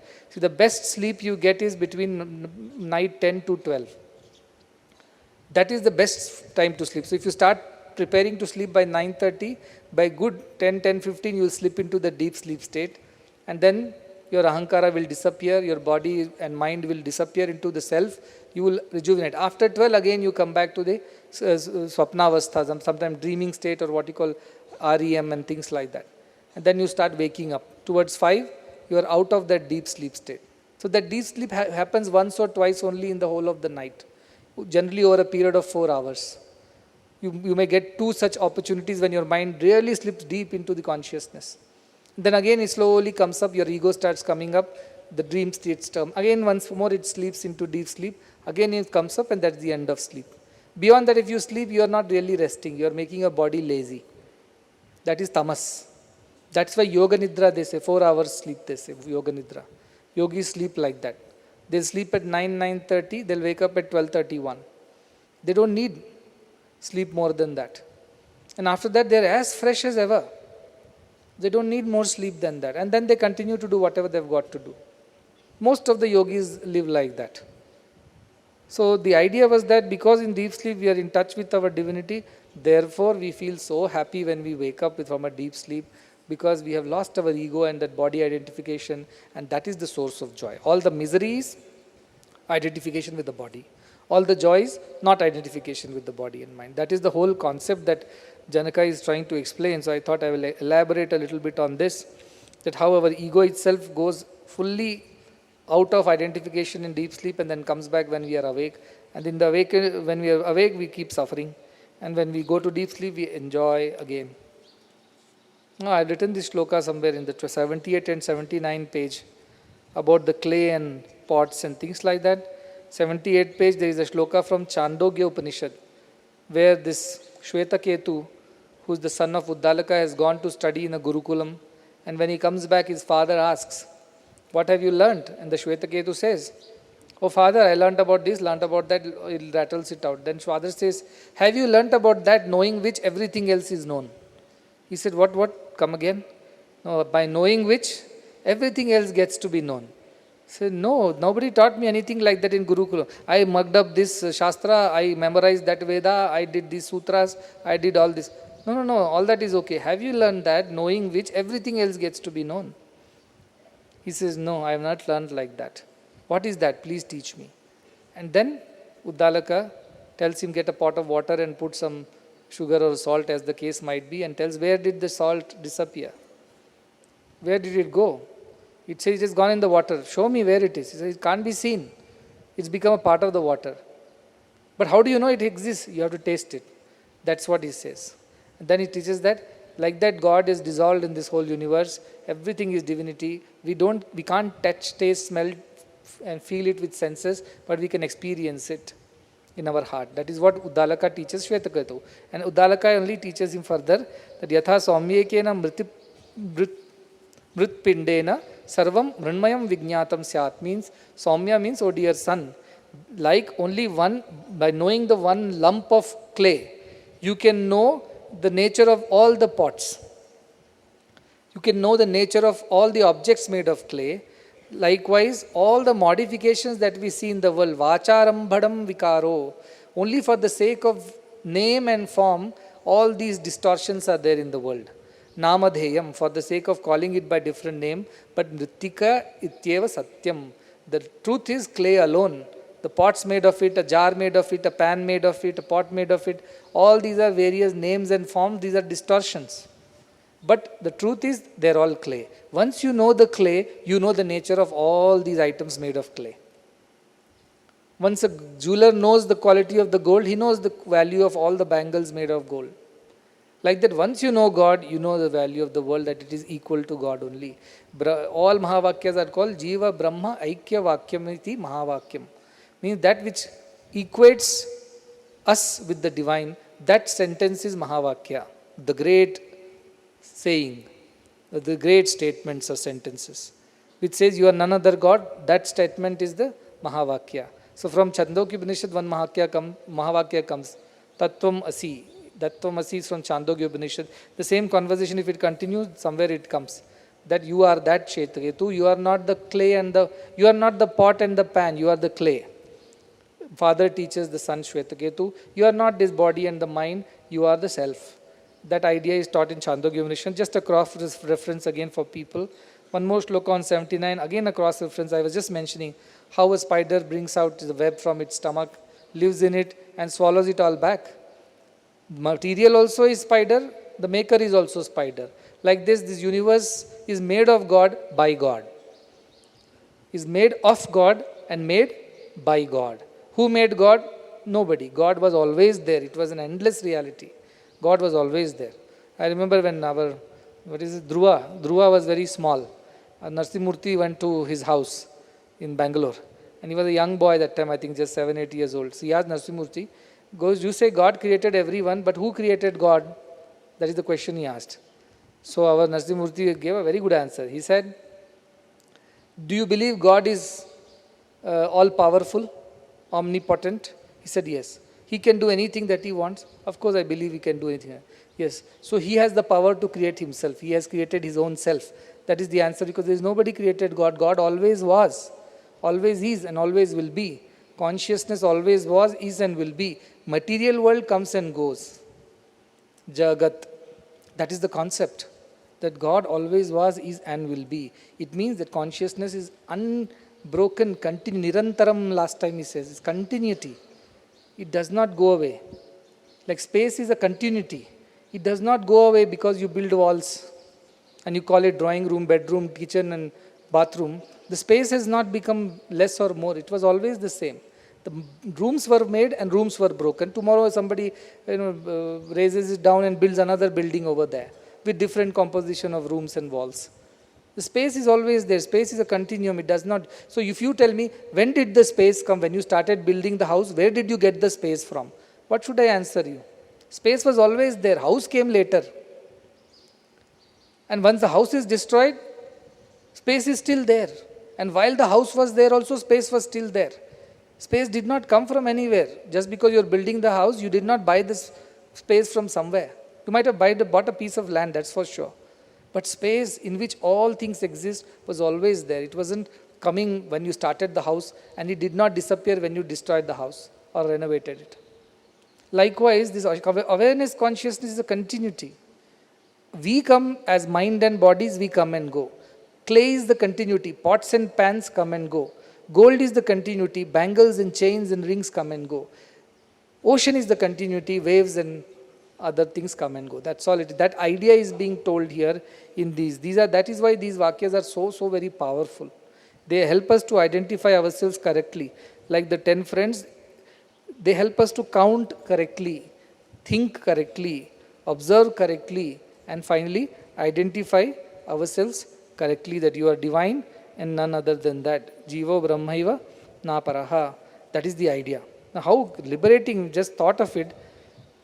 I was just reading some of this in the morning because I had to come here and speak, so I should know which shlokas are coming. Just the thought of it is sending me into a state of such joy. Just the thought of it, just reading it in the book itself was sending me in a state of joy. The moment I thought about it, how liberating.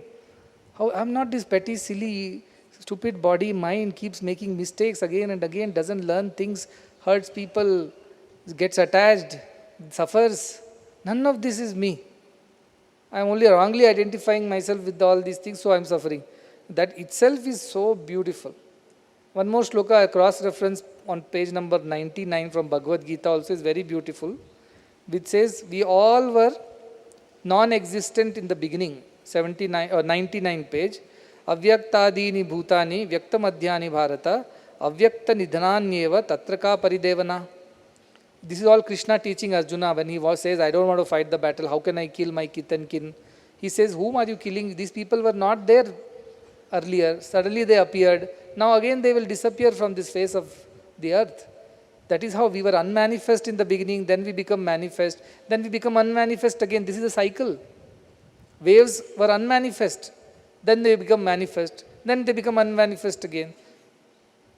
Clay was always there, pot become manifest. When the pot breaks, it goes back and becomes clay. So these names and forms, they are coming and going as a part of the cycle of creation and dissolution. Your kith and kin, the Bhishmacharya, Dronacharya, your friends and cousins, they all are like forms that have just appeared now from the consciousness, and they will all disappear after some time. Even if you don't kill, they are all going to disappear any which ways. This is how Krishna teaches. Arjuna says, then why, as a wise person, why should you lament over it? Why should you cry about it? Because anyway it's going to happen. Why should you try to hold on to it and suffer?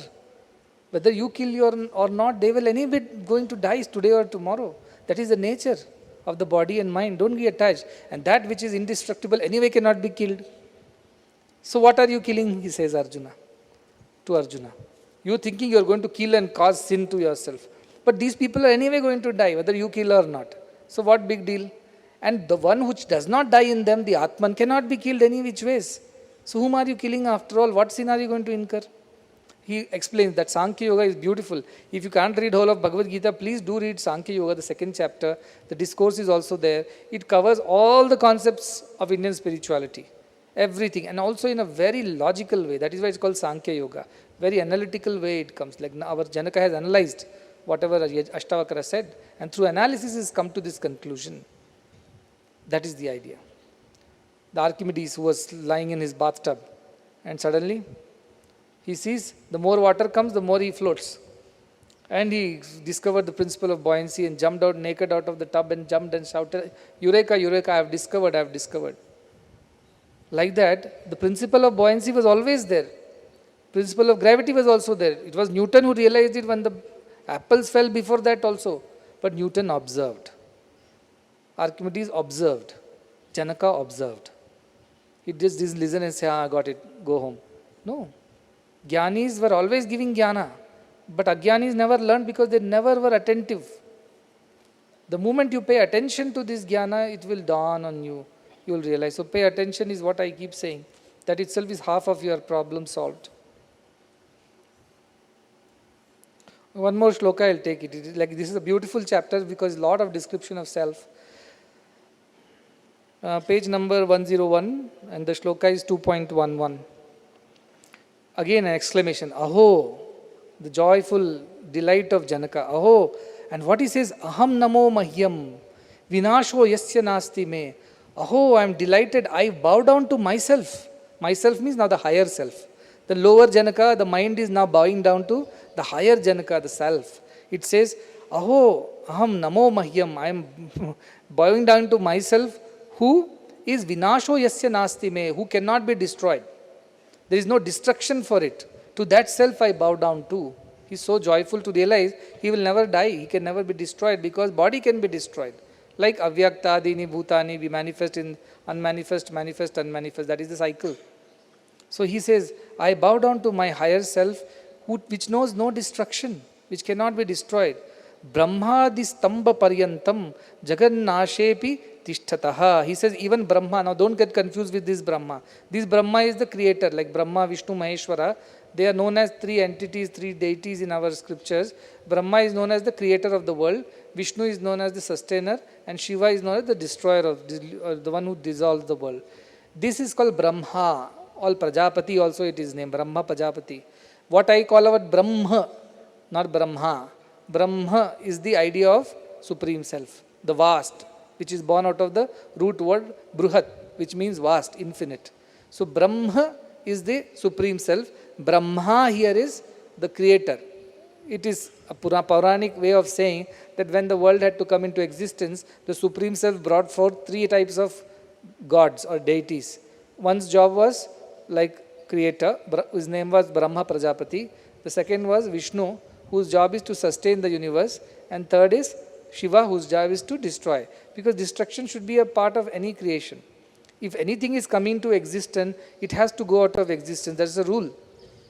Only that which has never come into existence can never go out of existence. For example, the space never came into existence. It was always there. So it can never be going out of existence. House can come into existence and go out of existence. Like that, body can come into existence and go out of existence, but self, the consciousness cannot come and go because it never came, so it can never go. Adi madhyantarahitudu anadi vadu, Bhagavan would say. It is the one which out the beginning, middle and the end. It is ever, continuum, infinity.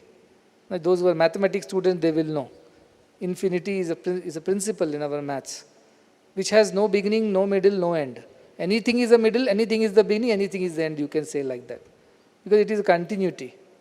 That, especially when you solve these equations, differential equations, or you do integration, you say tending to infinity.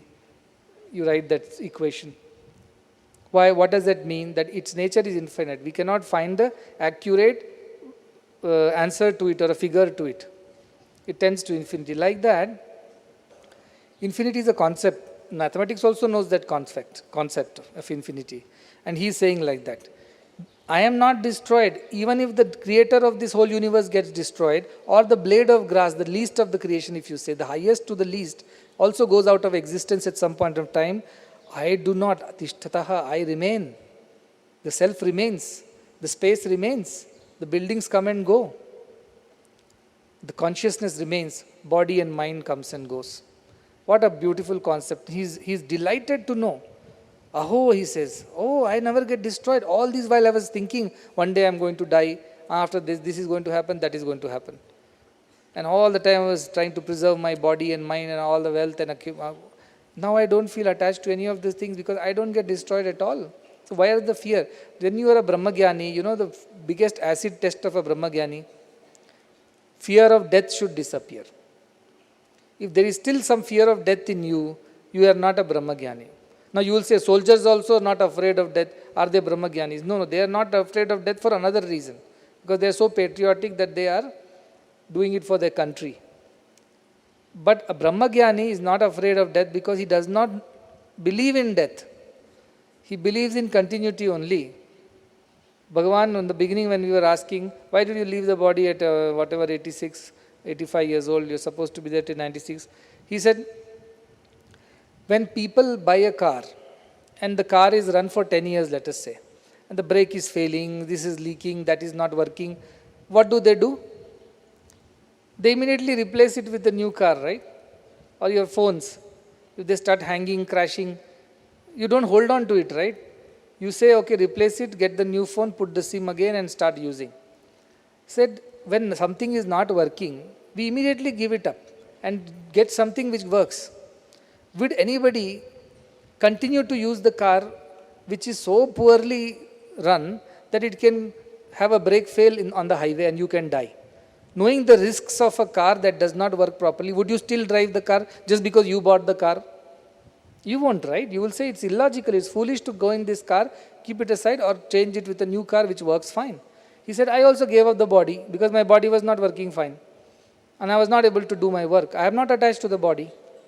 Like for me, it's a vehicle. It's a car. I am the self. I am Dehi.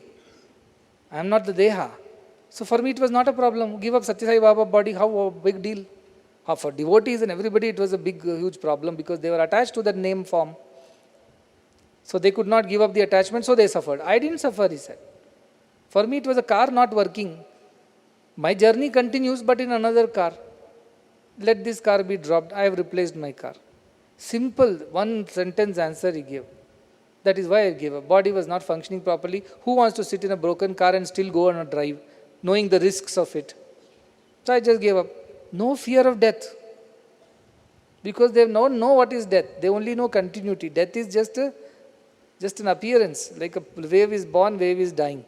Ocean knows no death of wave and birth of waves. Ocean knows I am ever eternal, infinite. Like that, the Jiva Prajna is the problem. They think, oh, I have a Jiva Prajna in this body, I am limited, infinite, what will happen to me? But the truth is that your Jiva Prajna is nothing but Daiva Prajna only. At the end, you are one the same with the consciousness. Till you identify with the body and mind and a form and name, all these fears come. Once you don't identify, the fear disappears. You become fearless. And only a fearless person can achieve anything in life. Because there is no fear. Abhi, our scripture say, be fearless, be fearless. But how? Knowing the self, be fearless. That is the answer. Knowing that you are infinite, you are indestructible, become fearless. Now Janaka has realized, I am not the old man who is going to die tomorrow. I am the self which never dies. Even if the creator dies, who has created this universe, and the creation dies, I do not die because I am beyond the creator and the creation. I am the self. That idea itself, he is so happy. And Krishna also says, Deho nosmin yatha dehe kaumaram yaumanam jara tatha dehantara prapti dhiras tatrana muhyati. Like the body comes and goes. Once you are young, kaumaram, yauvanam, jara, you are a young boy, you are a man, then you become old man, then you die. And after death you attain another body and life continues.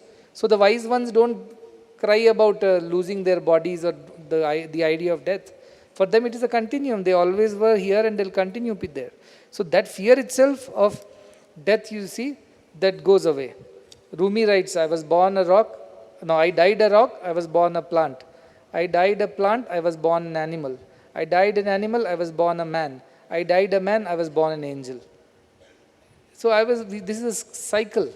This is a cycle, you just continue. So it does not really end with your body ending. That idea, that we are self and not the body and mind, that is very fascinating in our scriptures. Because it removes the fear of death from us. Once you are not afraid of death, you are not afraid of anything, anyone. That's why when Alexander the Great landed in India, he was sent by his great the gurus. And when he came here, he wanted to take some wise people from India to Greece. Because his gurus were there, right? All these people from and Aristotle and Plato and all these great lineage of gurus.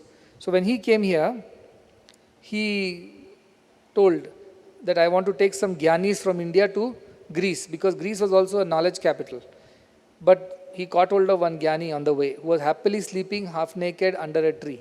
And Alexander had not slept for days and nights because of wars and fights, and a little sound will wake him out of fear that some enemy might attack me. Then he saw this Gyani happily sleeping under a tree, and then he realized that how can he be so peacefully sleeping? He has no bed, he has no roof, nothing, no comforts. So he sends us for him and sends a soldier, says, call that man, that half-naked saint, and asks him to come to his presence. So when the soldier goes and tells that killing Alexander the Great is calling you, he says, who Alexander, who great? I do not go anywhere, I am not coming. He says, oh, he is the conqueror of the earth, you do not know he can do this, do that. Let him do what he wants. I am not coming, he says. Then Alexander becomes very, he tell him that I will chop his head if he does not come. I will kill him now and here. So again the soldier goes and tells, he is telling that he will kill you. He said, let whom does he kill? He will kill the body. That is, I am not the body. Anyway, it's a burden to me. Good riddance, body will go. Let him kill. When he gives that answer, Alexander is perplexed. He gets down from his horse, walks all the way to this Gyani and says, how is it that you have no fear? Because I am so afraid. I can't sleep in the night. A little sound will wake me up. Why? Because I feel that there is an enemy going to attack me and they are going to kill me. And you are not afraid of death. I am telling you I will kill you. You don't even want to come near me. He says, wait, what is death? What is birth? These ideas are all temporary, illusory. We are always there. We are self. That knowledge he gives to Alexander the Great. That's why Greek philosophy also believes in these ideas. Because the idea itself is so true and great. And those who don't believe in it, what can I tell? They are suffering in imagination. That I am going to die and after that what will happen, after that what will not happen. All these considerations disappears from the mind of a Gyani because he is not afraid, because he knows the truth. Truth sets you free. And that freedom is moksha, mukti, dispassion, detachment. You can continue to be in the world, but the world will not be in you. There are beautiful slokas coming like this where he keeps on exclaiming how joyful he is after discovering who he truly is. And he's gotten rid of all his limitations. So this is the beautiful concept. I thought I'll cover more, but then I think this whole topic is so good that I'm never tired of speaking about this topic. Because this is the truth, this is the self. And any amount of talking about it can never do justice to the joy of knowing it. Knowing it is being it. Brahmaveda Brahmaiva Bhavati. So if you really want to enjoy this, you have to be that. The efforts are Shama Arjava Daya Tosha Satyam Piyusha Vadbhaja. Start following good qualities in life. And Vishayan Vishavatyaja. Start from there. Once you do that sincerely, you will reach here at some point in time. I would now request them to sing one small composition of Sadashiva Brahmendra. This was a Tamil saint, poet, who was there, who lived around near Madurai in probably 16th century or something like that. And that saint had many compositions. He was a jnani, he was naked always, and he would sing about Brahma Jnana. And I told them to sing one of his compositions, very simple. It's called Sarvam Brahmamayam. Everything is Brahman. And then he asks, Kim Vachaniyam, Kim Avachaniyam, what to speak and what not to speak. What can you talk about Brahman and what you cannot talk about Brahman. So such a person becomes quiet. Atmarati Atma Kriyavan, you know. And Brahma, the best of the Brahmavidas, what they do? They become quiet. Prano Hiesha Sarva Bhutari Bhati Vijanan Vidvan Bhavate Nativadi. They don't speak what to speak, what not to speak about Brahman. They are just reveling in that joy. They don't feel like opening their eyes or talking to anybody or doing anything. Simply Kim, like that he goes, Kim Avadaniyam, and things like that. That is the idea of that Brahman that he sang about. And I've told them to sing, they'll sing now. Please meditate on that.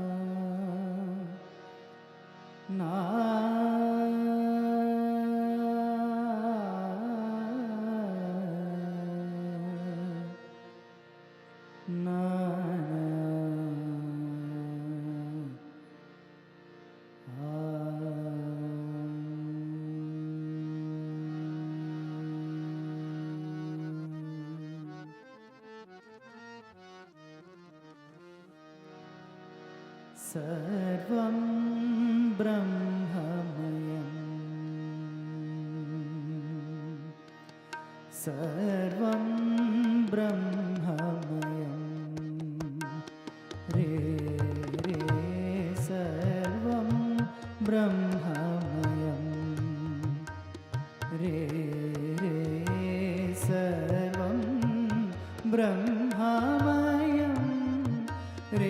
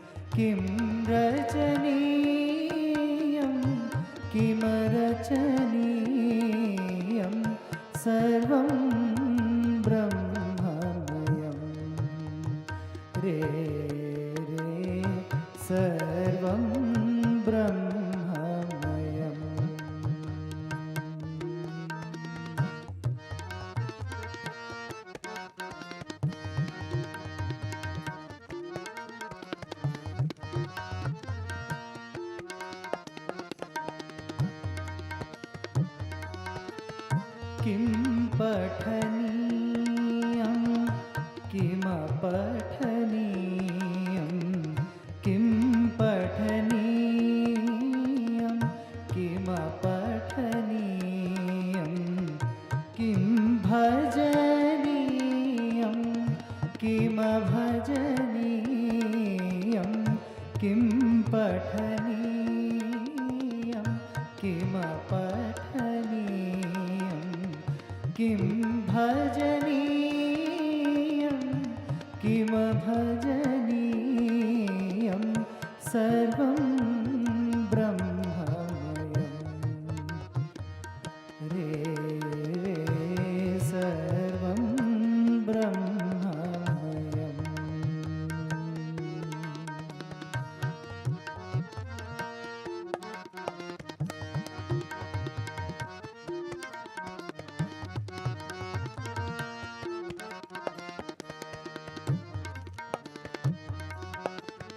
सर्वत्र सदा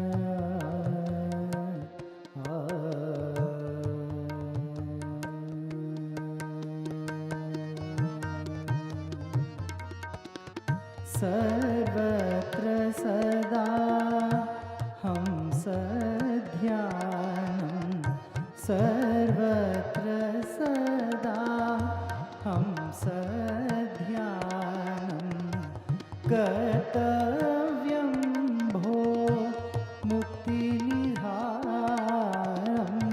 सर्वत्र सदा हंस ध्यानं कर्तव्यं भो मुक्तिनिधानं सर्वं ब्रह्ममयम् रे रे सर्वं ब्रह्ममयं रे रे सर्वं ब्रह्ममयं सर्वं ब्रह्ममयं सर्वं ब्रह्ममयम्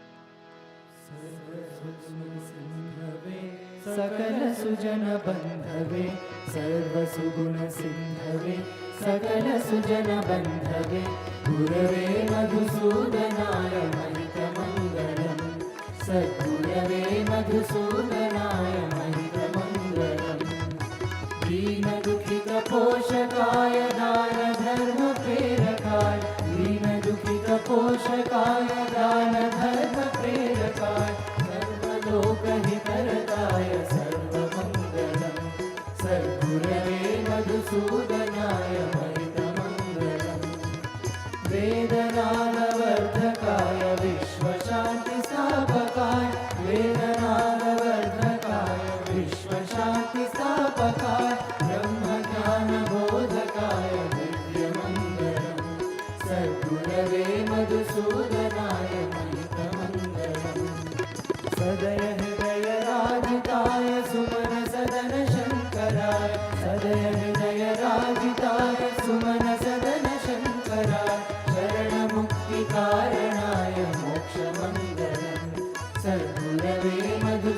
मधुसूदनाय मयितमङ्गलम् सत्य साई प्रियाय सत्य प्रेम विग्रहाय सत्य साई प्रियाय सत्य प्रेम विग्रहाय नित्य शुद्ध निर्मलाय नित्यमङ्गलम् सद्गुरवे मधुसूदनाय दिव्यमङ्गलम् सद्गुरवे मधुसूदनाय मयितमङ्गलम् ॐ जय जगदीश हरे स्वामी सत्य साई हरे भक्तजना संरक्षक भक्तजना संरक्षक पति महेश्वर ॐ जय जगदीश हरे शशिवदना श्रीधरा सर्वा प्राणपते स्वामी सर्वा प्राणपते आश्रित कल्पलतिका आश्रित कल्पलतिका आवतार ॐ जय जगदीश हरे मातपिता गुरुदैवमो मर्यन्तयो नीवे स्वामी मर्यन्तयो नीवे नाद ब्रह्म जगन्नाथा नाद ब्रह्म जगन्नाथा नागेन्द्राशरण ॐ जय जगदीश हरे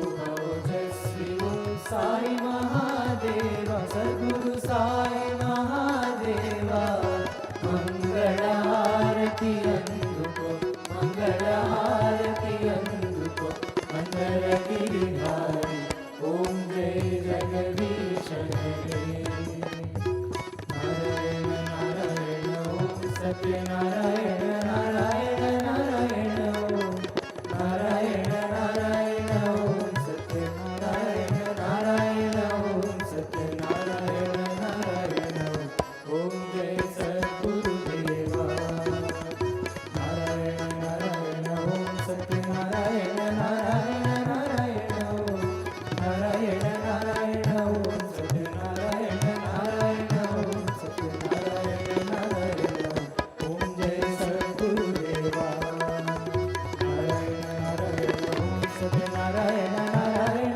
नारायण ॐ नारायण नारायण ॐ सत्यनारायण नारायण ॐ सत्यनारायण नारायण ॐ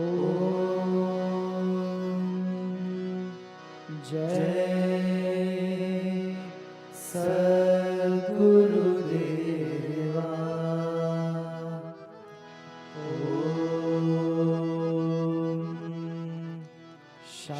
शान्ति शान्ति शान्तिः समस्तलोका सुखिनो भवन्तु समस्तलोका सुखिनो भवन्तु समस्तलोका सुखिनो भवन्तु ॐ